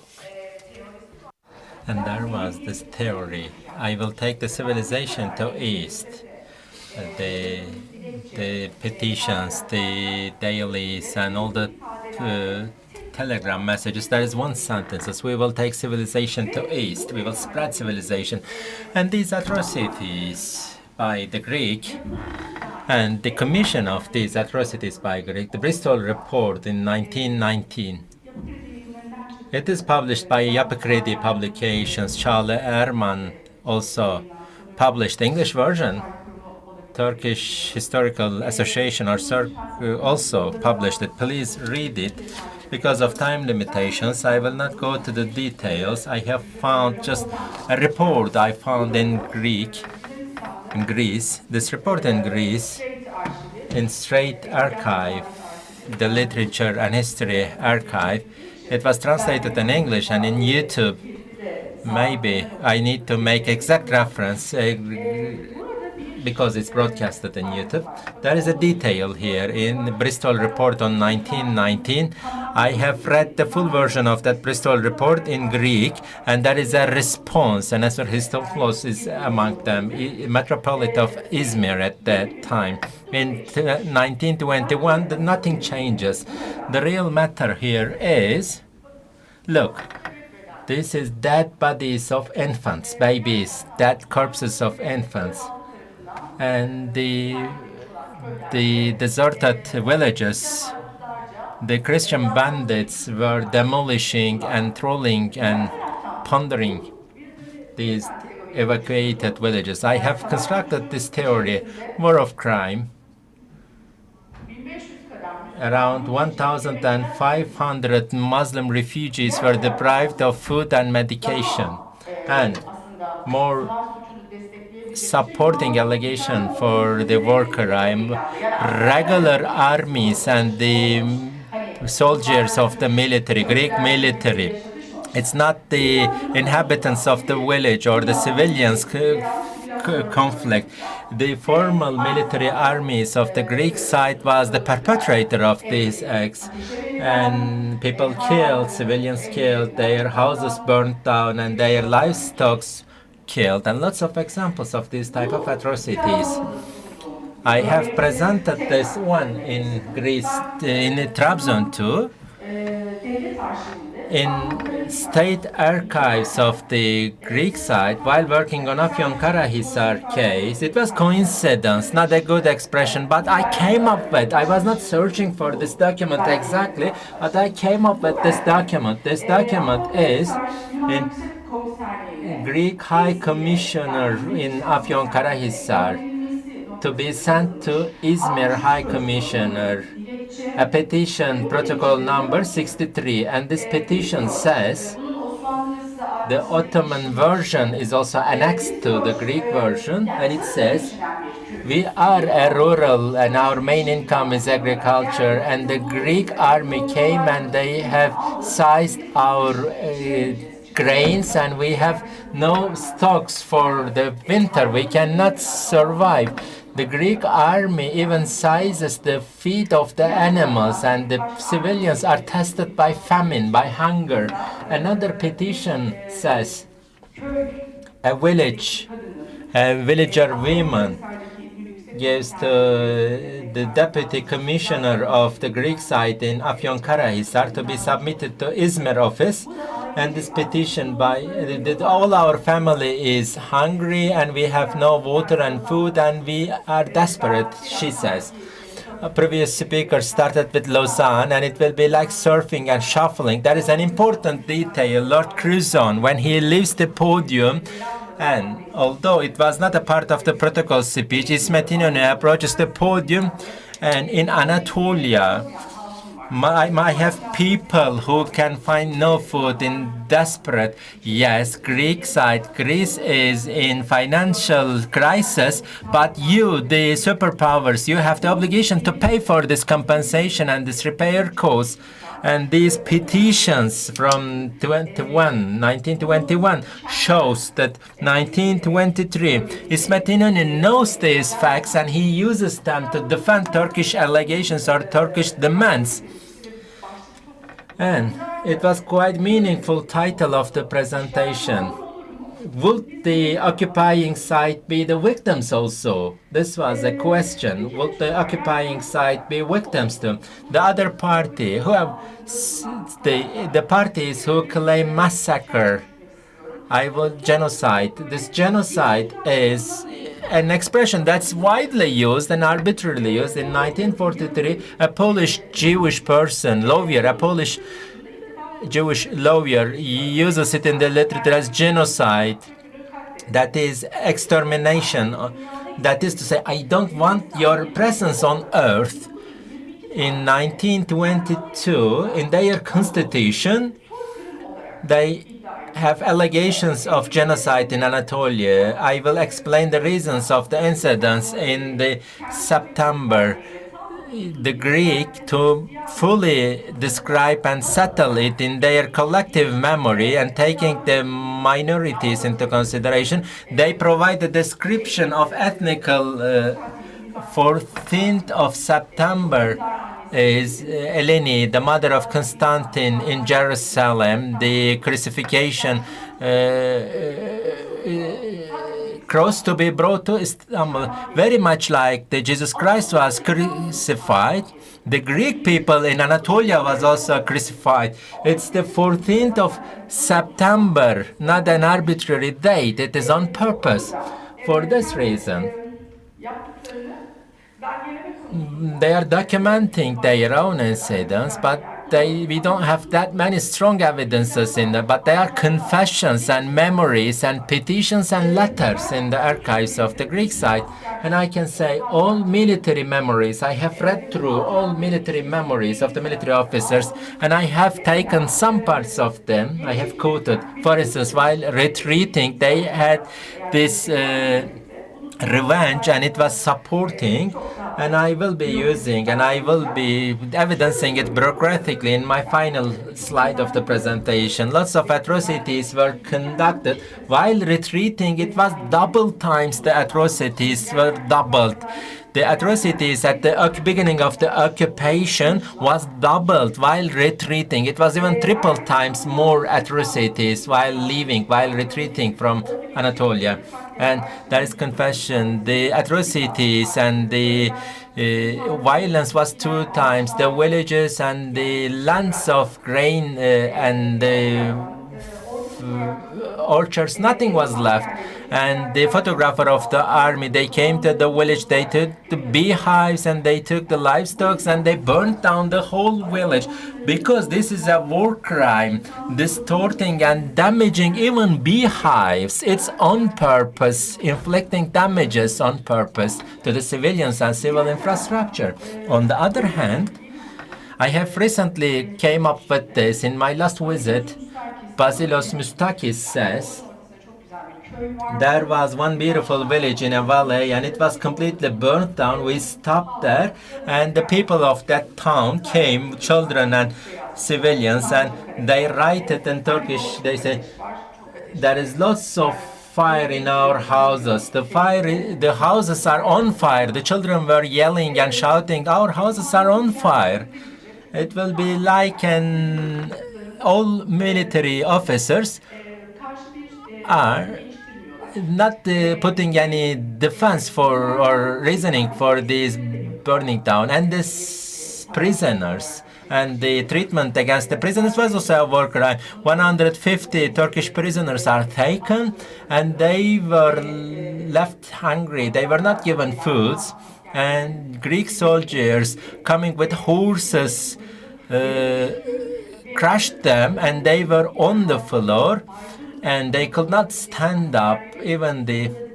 They were forcing other soldiers to collect these bodies of the prisoners from the floors. It is a famous memory of a soldier. We have been to a place and burnt it down, and burnt down another place, and here and there. Systematically, it's reoccurring pattern of demolition and plundering and burning down.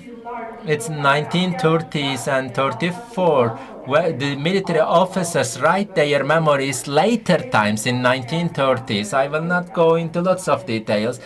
Countless examples. If there are 30, 40 memories of military soldiers, I have seen it in many of them. But what matters is, as Hikmet ÖKSÜZ says, Fles Andreas. Who is Fles Andreas? He is a royal family in Great Britain, the husband of Elizabeth, Philip, father of Philip. And he says, the commander who served in Anatolia, the behaviors of the military officers and the disobedience of many military officers were beyond any borders. There is no confession, but immediately the next sentence make a confession. The incidents that happened there, if I don't want to describe the scenery there, he says, all persons, and I need to criticize and I need to blame all the behaviors, and because of Turkocracy. And I asked the same question to them, Pax Ottomana. Do you know the meaning of Pax Ottomana, the peaceful period of the Ottoman reign? It's a famous Kapsokaliba, that is the one who burns down the houses, Kapsokaliba, and Filio Haidemenos memories. The Greek soldiers, Fles Andreas, the Prince Andreas is named Kapsokaliwas, which means Andrea who burns down the houses. This is very important, and I have included some part of it because I am planning to use it in my works, and I have brought it here. And as I said, in Trabzon, this is this archive of Bouteridis, and I was tracking, and I found this, and Bouteridis archive, Elia, there were the military letters, the letters by military officers, and there is this military officers' letters. You cannot write everything as the military officers are among us here. All military letters, military officers' letters are read before and approved and later on sealed and later sent to the addresses. In such a medium, the military officers cannot write everything explicitly, but if you read between the sentences, what do they mean, what do they imply, you should have intuition as to their description. Lots of stories, and although some boring stories, general mentality and mental situation of the military officers. So I started reading the letters. One private named Ioannis Koribais. I had the letter of Private Koribais, and while reading this letter here, it says, there is some correction here, and while translating this document, we have arrived Köprü Hisar after walking enough period of time. We have came across with another military group, and we have seen 12 military vehicles burned down by the enemies. Then we have arrived Hikmet ÖKSÜZ. It was around 1 midnight, and we have burned down the village.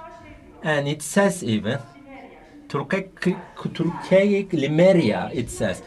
This is called the, there is a correction, and that is before the approval, but Limeria, it was not Limeria there. Later, I have used magnifiers to read into this correction, and I have just figured out the verse, what right? Spedia, it says houses, burning down the houses. Soldiers were instructed in order to burn down the houses of the people, the civilians. There is another part of this, and that is correction, and there is three exclamation mark here, which is striking. And while reading into this, I have come to realize, after burning down Karaköy, we have been to İnönü and Eskişehir, and in there, we were in a resting period. It was extremely hot, and the colonel gave an order, get ready. An order to get ready. The soldiers were instructed to burn down. Namina filnjandanekena in Greek.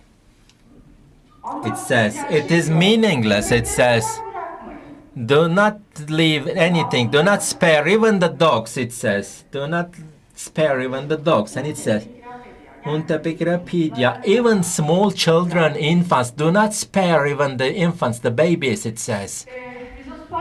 Rizos is a journal that I like very much, newspaper, because it's anti-imperial, and it was the only one that could remain consistent. Is that there are Greeks in Alexandria too? Are you planning to go to there even, it says?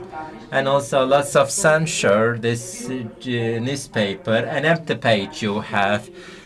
Not just in a single sentences or a line, all statement.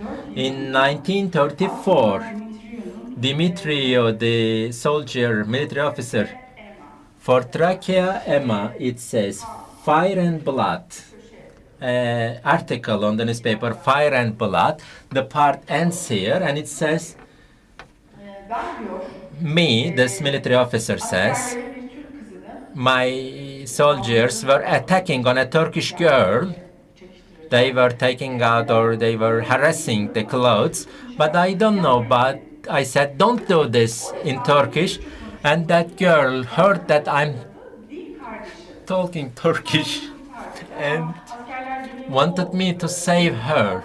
The soldiers just removed me from that scenery. The only thing I heard was the cries of that girl being raped. So during this time period, even they documented in our own archives, but undocumented by Greek side, but still documents exist there based on this type of data. The results, the conclusions that we have here is what so-called allegations of genocide.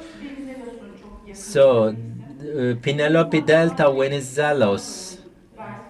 It is a Greek version of Halide Edip adı var, a Greek version, a history of Penelope Delta Venizelos. And I have read sentences in her memories, and I would like to conclude this. In 1930s of the Greek-Turkish affairs, the interim period and a hot period, it's not war and a different conjuncture, the Balkans, a unity and a friendship, a time period of friendship, and Venizelos, Penelope Delta makes sentences. When I have been to Anatolia, Penelope, I was afraid, I had concerns because our soldiers devastated and collapsed Anatolia completely when they retreated from Anatolia. Do you remember what a terrible and horrific retreat it was? They have burned down everywhere. And it says, never mind. It's never mind. Or this is my interpretation, because Penelope, in the memories of Venizelos, this Penelope's statement, this interim Never mind, he says. It gives a facial expression of Venizelos. His facial expression changed completely, she says. And I thought, Venizelos, during 1990s and 1921, he was not in Anatolia. He came to Smyrna, Izmir in 1919, but he had these talks on a vessel, not on. So if he did not see, how could he be so much affected? How could he think? Because he knew the truth. He knew the facts. It was a known fact. The truth will appear. It has its nature of the truth. It will reveal itself one day. One example, I had many photographs, but I did not bring, and I did not include them. One photograph in my memory and in Venizelos, that devastated face. Probably it's this image there. It's a 16-year-old. After being raped, a bomb was exploded in her mouth. Then this girl child was 16-year-old. And I will add Sanju, a quotation by Sanju. If you know yourself, and if you know your army, and if you know yourself, we know ourselves and we know the enemy. You should have no hesitation or no concerns about the victory. After 1919 period, both parties, but one side remains blind to this, or tries to remain blind to this, or they want to take another step, move another way. History is interacting with lots of different disciplines. It goes hand in hand. It feeds into politics. Politicians get data from history. History is not a history. It is a continuum for the conflict. It's a reinterpretation, a fact to be interpreted again and again. The facts of history do not change, but we need a new meaning and mission. We define it again based on history is one of the main data or facts of the politics. During the Great War, if Mustafa Kemal Pasha did not study of Napoleon's expedition to Russia, he could not define his or design his in Paris Peace Conference in 1915. The great powers who were trying to redesign, they read into the decisions of Vienna Congress. So that is to say, the history feeds into politics, but history, like today, I will call it diaspora or lobbies, like the lobbies or diaspora. History should not be manipulated and should not be instrumental for the politics. It should only provide input. Thank you for listening me patiently. We would like to thank Esra ÖZSÜER for the presentation. Professor Esra emphasized using and benefiting from Greek archives, and in 2006 I personally entered into the archives of the Ministry of Foreign Affairs of Greece, and they were opening it up to the foreigners for the first time with EU funding, and this to get a permission to this study. They asked for my study plan. And I said Turkish and Greek relations between two world wars. And from 1914 to 1945, the Ministry of Foreign Affairs of Greece is like the Turkish Ministry of Foreign Affairs. 2/3 of the documents were about Turkey and relations to Turkey. And I was surprised, and I tried to prepare a catalog manually because imaging was forbidden and I could not have copies of the documents. They bring the original version of the document and you can study and examine it, and you can write down and take notes manually. And I had a catalog of a notebook size, what they are about, these documents. Therefore, there are colleagues who are studying Greek language there. It's waiting for you, not those who are learning Greek language. But another interesting thing is most of these documents in the Greek archives is in French and in Ottoman and in Greek languages. Most of them were like that, most of the documents. Therefore, these archive, lots of things to be explored in the archives of the Ministry of Foreign Affairs of the Greek Republic. Not just history, but also there is lots of things to be explored from literature perspective. In that regard, Birol Çetin, Professor Birol Çetin from Turkish Historical Society, starting from Makroyannis, those published memories should be translated into Turkish. A project to be started for translation into Turkish of these memories of Greek figures in the early periods after the establishment of the Greek state. These were to be the first senior officials, and they take it as an official responsibility. They are proudly describing how they massacred and how they killed Turkish people. And I firmly believe that these documents, these publications needs to be translated into Turkish and into English, and it should be published globally too. And today's last speaker of the panel session, I will give the floor to Gülsüm POLAT, the last speaker of this panel session. And Gülsüm POLAT will tell us about the Greek atrocities evidenced by the documents from 1919 to 1922. Esteemed chair of the panel session, distinguished participants, I'm greeting you, each and every one of you, with my deepest respect. So, of course, the most important thing to provide a different perspective from the third eye. That is what I will try to be a third eye to do to this issue, and so I will be also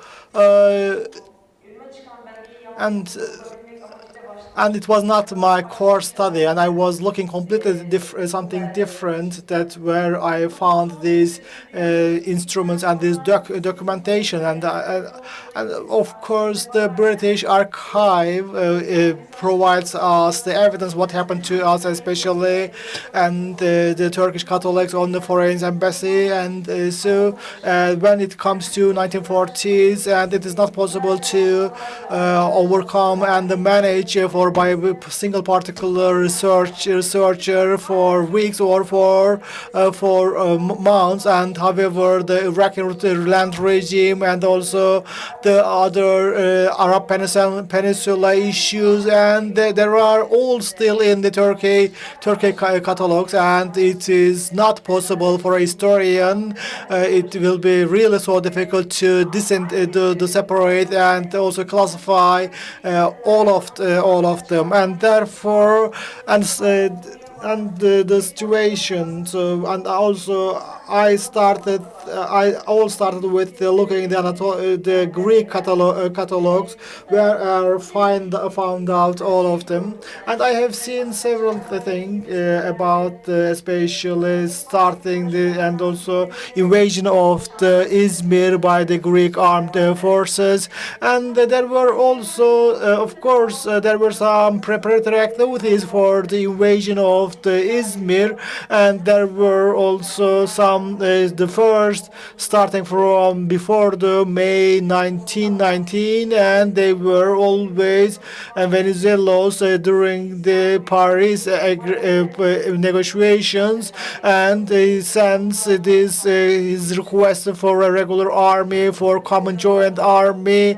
and so this request has been repeated by several times by the Venizelos even before the invasion of the Izmir, and as we know that the documents has no intention to not to further the future, and therefore everything is there for a historian to analyze. And so I would like to share the request of Venizelos at that time, and the first one is the Hellen British Armed Forces is one of the first and primary requests, and so he says that the armed forces or the troops that will be invading the Izmir should be a combination of the Greek and the British armed forces, and so And I will be also mentioning about the report. However, before this report, I also would like to share other requests that the Venezuelans directed for the invasion of the, and so they. And so also they requested that there shouldn't be no obstacle before them for the invasion, and they don't want to be hindered or obstacled by the Italian troops at all. While and so the use Malev, the British ambassador of the time, in Istanbul, and he responded. And when the calamity started and the atrocities started, and he was very unfortunate and very short-visioned embassy, and up until to the very last moment during all the mobilization, and he was always reporting to the Britain that they would not be a part of this hot war actions. And one of the requests was that sending at least 40 or 50 different level of ranks commanders in order to lead the armed forces on the ground. And also they want to get the support of the Jew society in the Anatolia, and so they were also trying to encourage the Italians and persuade the Italians. And so we say that we get the support of the Armenians, and so we also need to get the support of the Jewish community living in the society. And you know that this is a very systematic way of the recording, and there are some correspondence and also summary, and so this is there are numbering. These are the political during the Paris Peace Congress. These are the official records that we have been published. And starting there was also another request that 40 or 50 and the British commanders needs to be sent to Anatolia, and in order to take advantage of their influence on the society.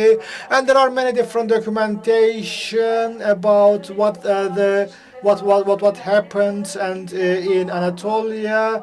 And sometimes we say that there's a softening, and so sometimes they are also sometimes trying to demonstrate it as a retaliation of something else. And of course there are Louis Mallet also mentions it to the Venezuelans, that in such a, do you think that is so together with the Britain, and so the primary concern and the problem that such a joint or so the Muslims under the colonialist Britain may also create a sensitivity point if they see that we are marching to Anatolia together with the Greece, and therefore it will be very unfortunate for all the colonial communities that we are ruling at the time. That says, and the Mallet responds to Venezuelos, and therefore. And there is also during the Paris peace agreement negotiations, there were also some and there were also many different records that the villages were burned to ashes, and also there were also records that the Muslims were massacred, massacred in Izmir and its surroundings. And so I mentioned about a report that was taken, that was reported by the two American missionaries, the Annie T. Allen and Florence Billings, who used to live in Bursa during the time of the history.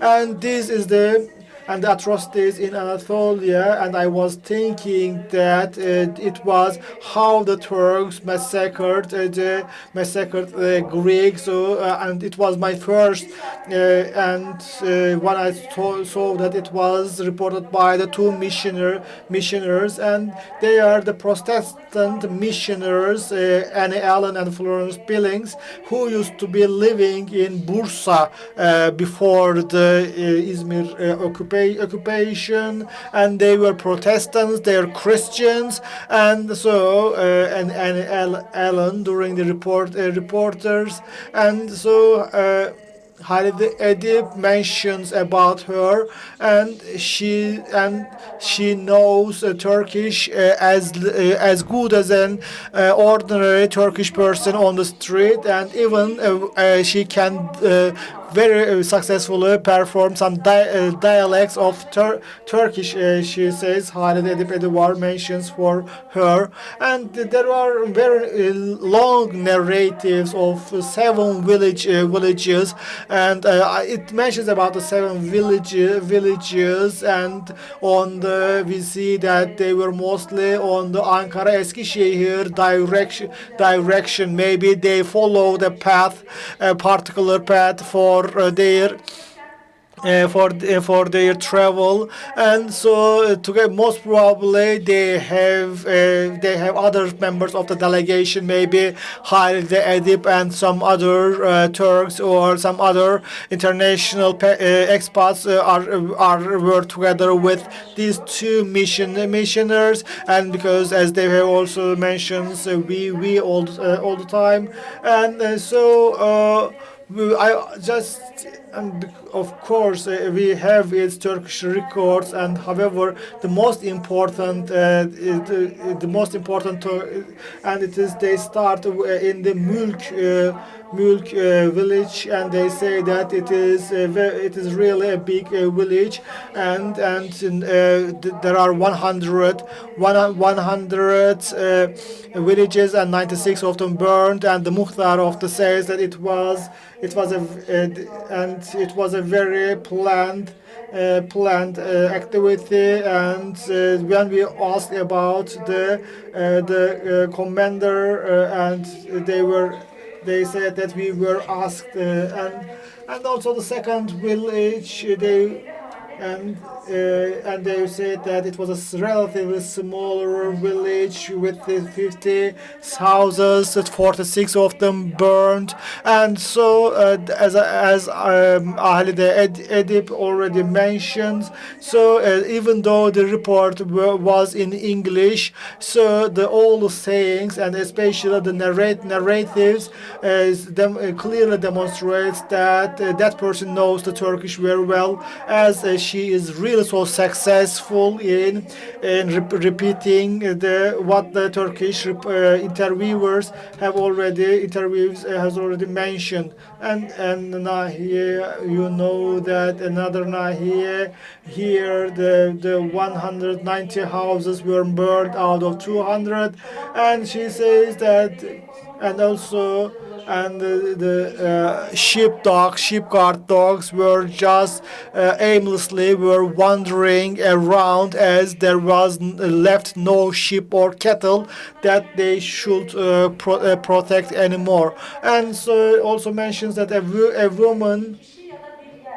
And so they said Europa, and so I don't know whether it is a place or it's a person. They say it is Europa. Asked them to burn these villages into ashes, and they said also another village with the cost, and so they say that in the Gajek, with the 140 houses and burned, and in the Kocash village there were 100 houses. They burned 60 of them, and here and here, and you see all these parts. It all goes and it ends with their signature at the end of this report. And these two missionaries, and so of course it is not a coincidence, most probably, and because it is a diplomacy, and it was I have seen that it was a part of the voicing the atrocities going on in Western Anatolia, and because it was not very probable, it was not probable for two foreign women traveling all these roads during the very and the Halide Edip had relationship with these two missionaries, ladies, during the college times, and Halide Edip was also one of the leading writers and authors who could use the Anatolian Turkish language very fluently, and were even considering the dialects as well. And so we have the most important part is that it is not a narrative, it is not an indirect speech, it's a direct observation of these people who have personally witnessed all of them.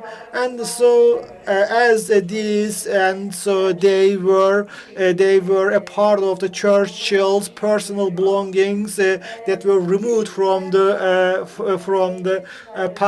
royal palace after his leaving the throne. And so Anne Allen, one of the reporters, and she dies of typhus in Sivas, and also buried to Armenian cemetery, and Florence Billings, and she acts as a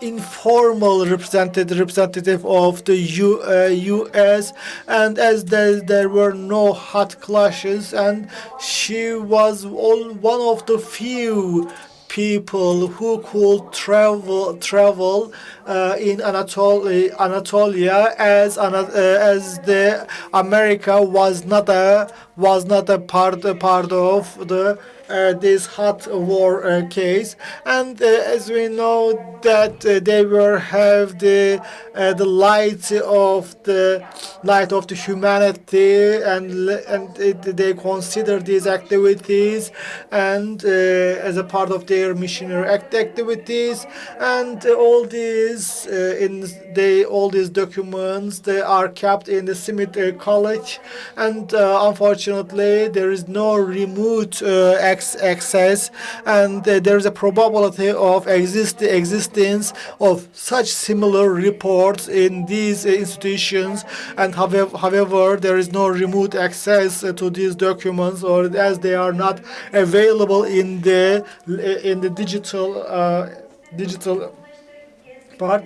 And this shows that I have seen that I tried to show the Demirci, Oğlakçı, Bahadat, Mülk, Koçaş, Hamamkarahisar, Gecek, and Günyüzü. These are the route that they have followed, and they were all explaining about the same, and starting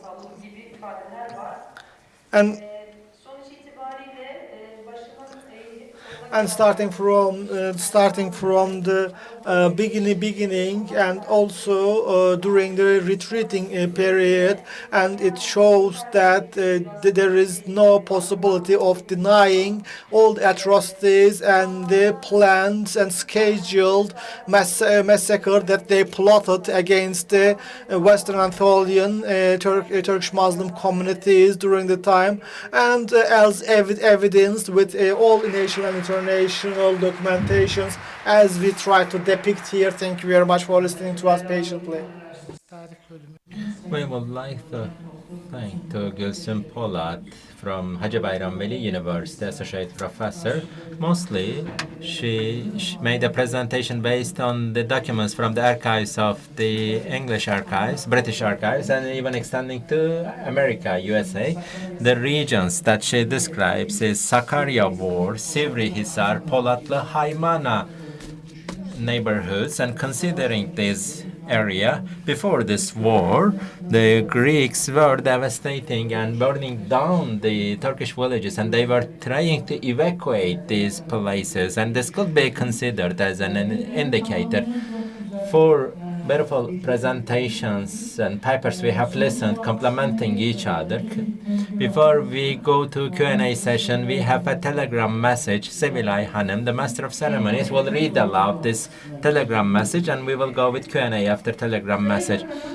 Esteemed Minister, respected guests, I could not join to your program personally. The Speaker of Turkish Grand National Assembly, Mr. Mustafa Şentop. We have just received the Speaker of the Parliament's message. Mustafa Şentop we would like to extend our thanks to the Speaker of the Parliament and share it with you. The symposium titled The Greek Atrocities in Western Anatolia, symposium organized by Turkish Historical Society and Ankara University. Because of my pre-arranged program, I cannot join personally to your invitation.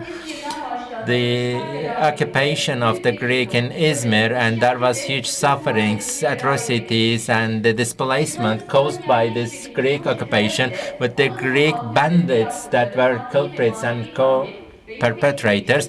This material and moral extinction inflicted by Greek side for 3 years, and there are some unforgettable memories of atrocities. The Greek-occupied regions in the time period from 1919 to 1920, the number of displaced persons and killed persons exceeds beyond 1 million. And our people, after the occupation or Greek occupation, the people of Turkish nation were subjected to unforeseen atrocities, and thanks to courage and the bravery, under this desperate conditions, Turkish nation could save its lands, and with an unprecedented victory in history.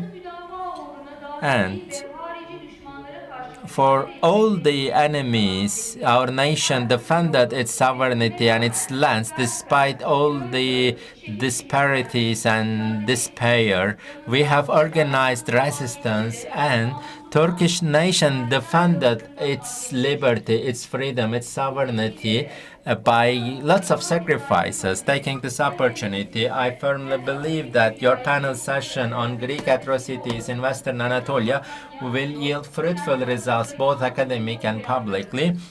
And taking this opportunity, I would like to commemorate the memories of those heroes who defended our lands for the cost of their lives. And esteemed guests and the participants of the panel session, I greet you all with my deepest respect. Professor Mustafa Şentop, Speaker of the Grand National Assembly of the Republic of Turkey. Esteemed Dean, now we can go with Q&A session. Anyone who wants to pose a question, any colleagues, any audience, members of the audience who wants to pose a question, and our officers will be moving the mobile microphones around. Please wait for microphone to arrive. One audience over there. Hello. I have a direct question to Professor Esra.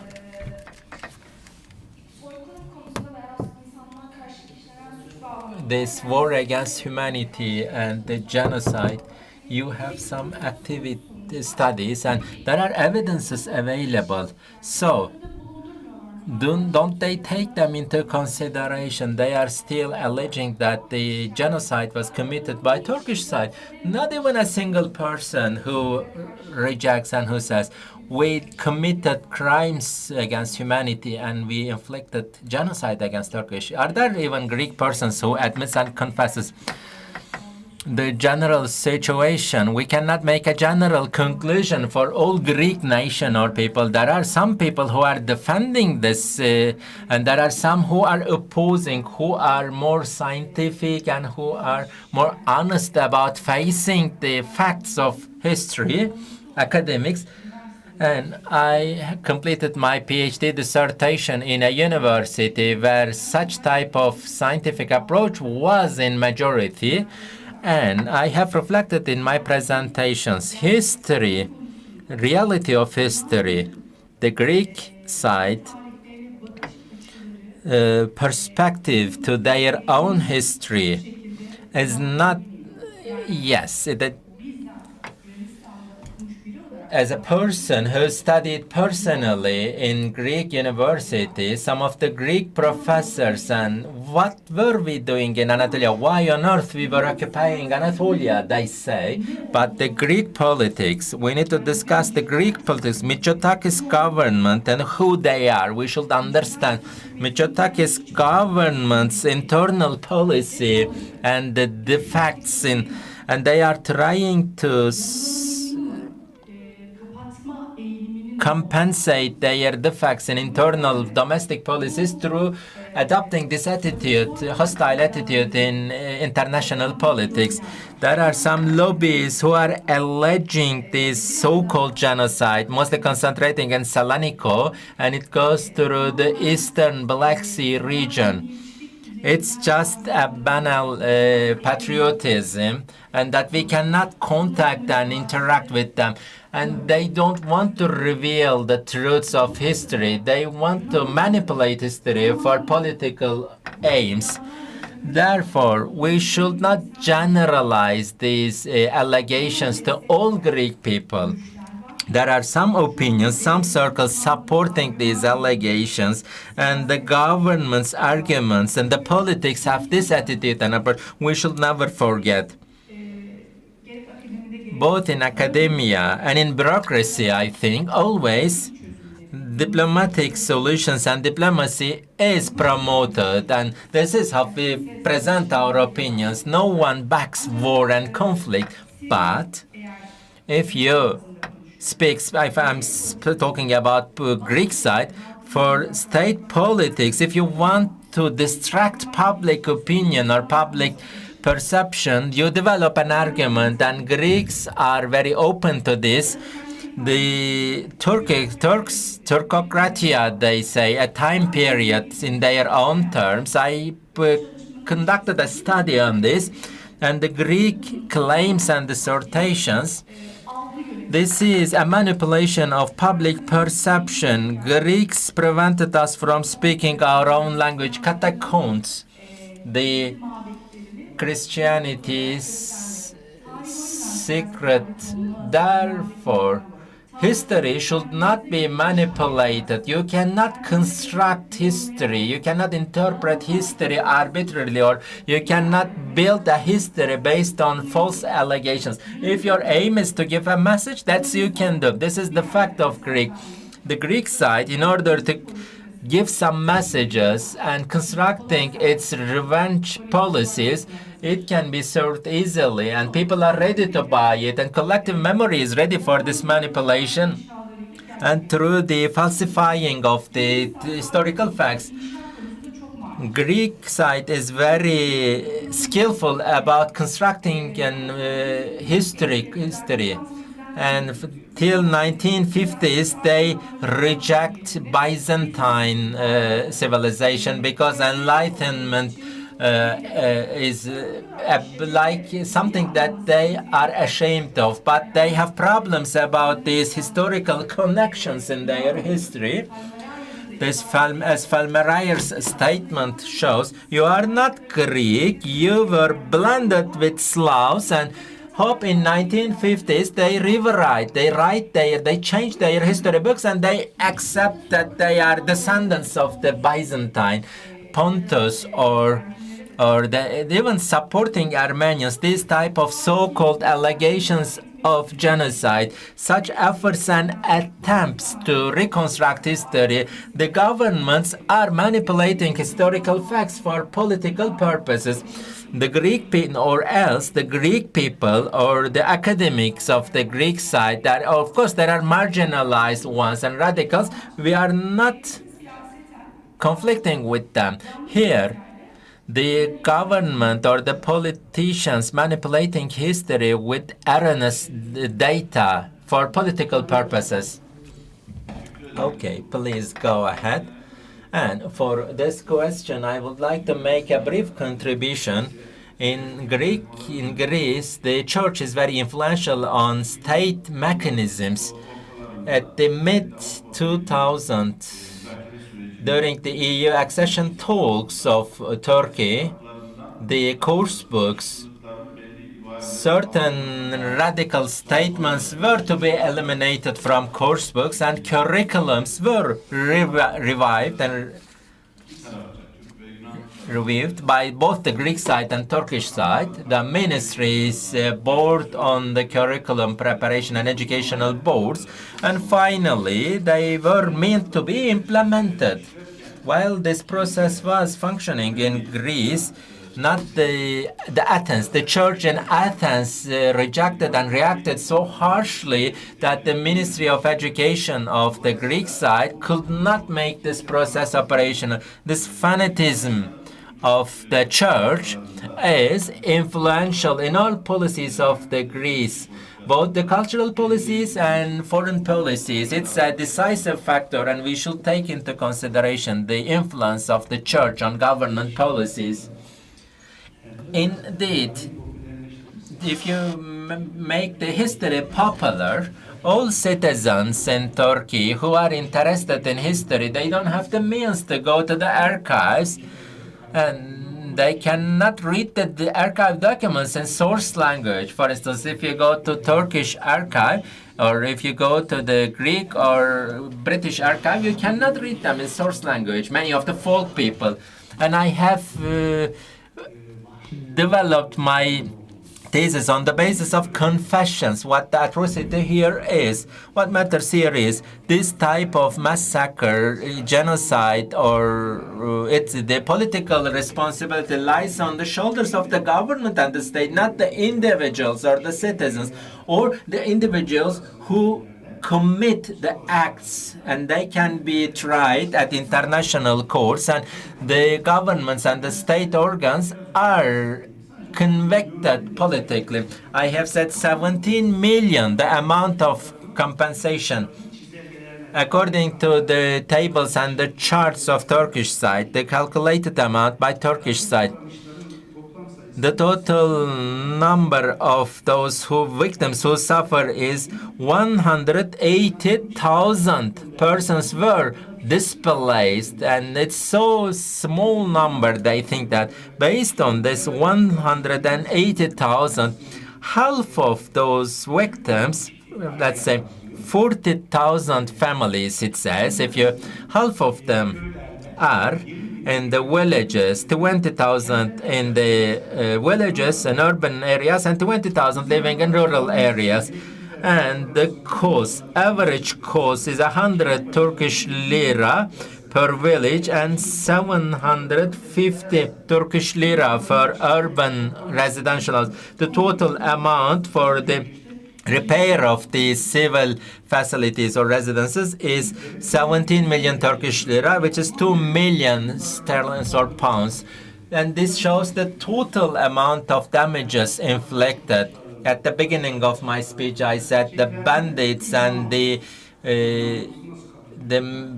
British, the Greek army. And this is the total amount of all damages inflicted. The amount inflicted by the Greek army in violation of the rules of war or laws of war. It doesn't say the Greek army did not conflict or perpetrated any atrocities, but it's the damages inflicted on public buildings, it is not possible to reach to significant amounts. The amounts alleged by the Turkish delegation needs to be in reasonable limits. They do not deny these atrocities. You don't need to go to the archives. Just take the minutes of Lausanne talks, and it's translated into Turkish and available, and you can see it. You can read it there. You cannot just hold a Greek person, responsible for these atrocities. Even the legal order is not allowing that. No, that's not to hold accountable the people of Greek side today. A contribution to this side.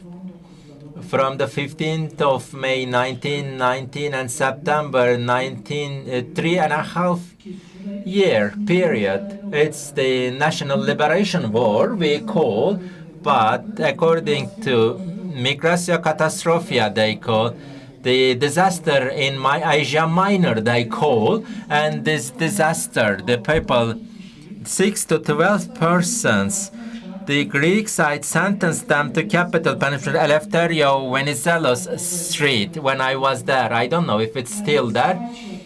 There was from 1 to 12. There was a monument. Each hour of the clock, each digits of the clock symbolizing one of these people. What the Greek side should decide. The expedition to Anatolia, occupation of Anatolia, was an error. Were these people convicted to death penalty because they could not fulfill and they could not achieve the mission, or because they had errors and it was a wrong decision to occupy Anatolia? First, they should clear their minds on that. One more question. From Yıldırım Beyazıt University, Berk Çelik is my name. When we have talked about these atrocities and bloodshed and this Western Trace region, this process is still going on. Professor Hikmet also mentioned the atrocities were convicted in international arena. The Mufti elections in Western Thrace region, the Greek state was convicted at European Court of Human Rights for distorting and manipulating Mufti elections for the freedom of religion and conscience. The Greek side is also rejecting this liberty of religion. This is the case in Europe and in international conscience. That the Greek side is tried and convicted in international courts. The sufferings of the Western Thrace nations, will it be the functionality of Lausanne Treaty should be ensured? A current question about certain steps needs to be taken to correct the situation in Western Thrace region currently in this state. Western Thrace Turkish people, the minority rights are Article 37 to Article 45 of Lausanne Treaty defines the Greek minorities in Turkey and Turkish minorities in Western Thrace region, the Muslims and Turkish population there. They are protected under minority law and under the guarantee of the Turkish state. Therefore, considering the sensitivity of Turkey about Lausanne Treaty, and Turkish state has an obligation to monitor and to oversight the rights and liberties of people in this region. The Greek state, beginning from 1967, the coup, military coup, coming to the power, they have been implementing systematic pressure on Western Thrace region Turkish population through the expropriation of the lands and the associations, the names of the NGOs and associations, and denying them of their names and removing the plates of these associations, NGOs, and in Bulgaria, Tudor Zhivkov government's assimilation policy, similar to the assimilation of the Bulgaria at that era, the Greece is inflicting this or adopting this assimilation policies against the Western Thrace Turkish population. This Mufti elections and this Mufti issue comes there. And the law on the Mufti office is 240. They elected muftis and removing the region under the control of selected muftis and trying to govern this region by the muftis appointed by their side instead of elected muftis. But this is the violation of EU norms and international law, and it is in violation of the minority law and rights in Lausanne Treaty. And we need to reflect it. Dr. Sadık Ahmet in 1985, from 1995, that very suspicious traffic accident, the killing of Dr. Sadık Ahmet on the anniversary of Lausanne Treaty, till his Sadık Ahmet was continuously reflecting it in international arena, and he was elected independently, and even in the Greek parliament he defended this Turkish identity in Western Thrace region. Of course, there should be more intensive labors and efforts for this end. And lastly, after the death of İskeçe Mufti, after the elections, the Western Thrace Muslims, by holding and raising hands in their mosques, they have claimed their rights, but this should be defended and followed, monitored more closely in international arena. The public, and it should be also promoted in Turkish public, and it should be shared publicly. Public awareness should be increased about defending the rights of Turkish population in Western Thrace region. Therefore, this oppression and assimilation and denial policies against people in the centennial anniversary of Lausanne Treaty, again now it's being, but we need to promote this, because the Western Thrace region Turkish population and defending their rights means keeping the reviving and survival of the Lausanne spirit in the light of the current situation. In the centennial anniversary, the violation of these rights of the Turkish population minority is very important, and it is to be monitored because it's a current question. And we will talk a little bit about local politics, the government of the Republic of Turkey in Iraq, in Syria, and in this geographical location. We are focusing on that part mostly, this Russia and Ukraine war, and that is domestic terror problems. And the politics, the world of politics has a problem of focusing one place, and I firmly believe that not just the Western Thrace region. I believe that the problems with Greek side is a full package. And the of violations in Aegean region and also in the Mediterranean area. So even though it some part of it seems to be solved, but it's a whole package at the end of the day. I believe that so in the southern if the problems in the southeastern part and also in the Middle East elevates, and I believe that there will be also time that we will be focusing on the problems with the Greece as well. So we are now projecting a future to the politics, and because we do not sacrifice the Western Thrace, and the Western Thrace is a result that was not also welcomed by the Turkish public, and as we were not also welcomed with the Mosul and Kirkuk today. And so as and because there were also some recommendations that they were saying that do not leave us stranded, as Mrs.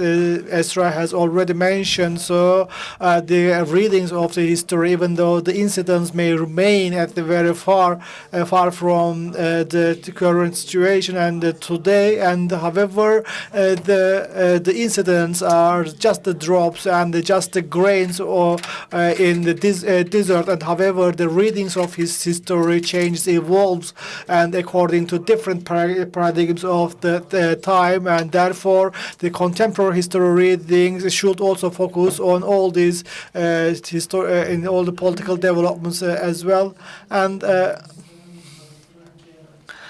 so I know that I would like to share an example.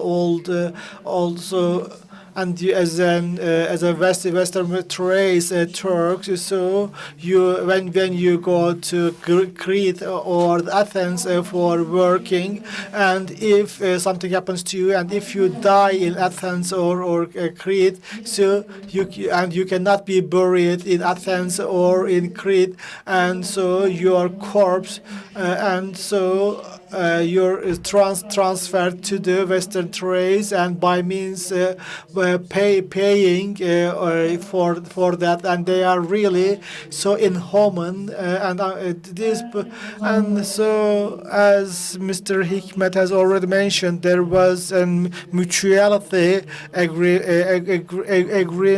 So it was, and it was the Muslims as a part of this mutuality agreement, and it was and I sincerely believe that this should not be limited with the Western Thrace part, and because after the Second World War, and some part they said some part they were became the part of the Greece, and they say that they are not a part of the Lausanne Agreement, as they were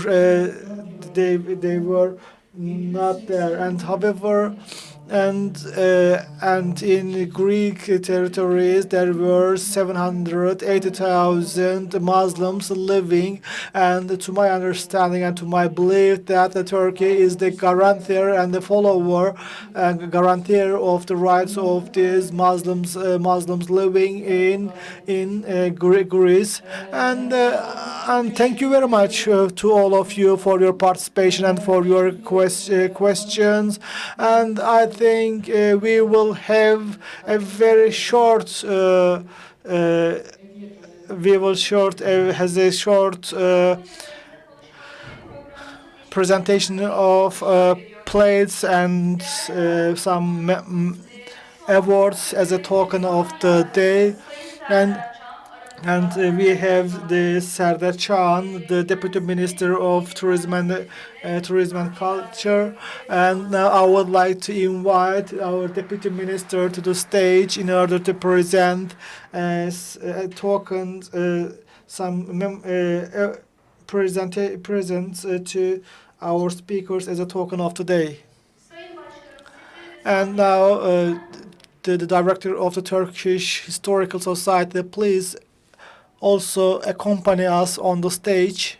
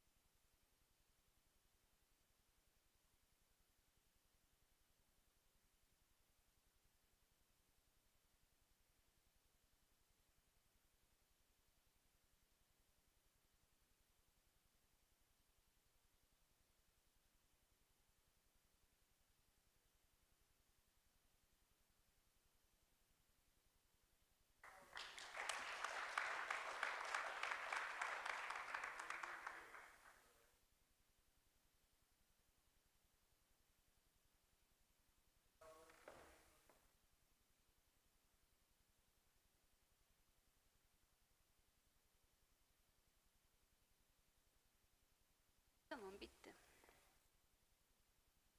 Sayın Bakanım, Sayın Büyükelçim, Sayın Rektörüm, Sayın Başkanım, kıymetli protokol, değerli misafirlerimiz, programımız sona ermiştir. Şimdi sizleri fuaye alanındaki resepsiyona davet ediyorum. İlginize teşekkür ederiz.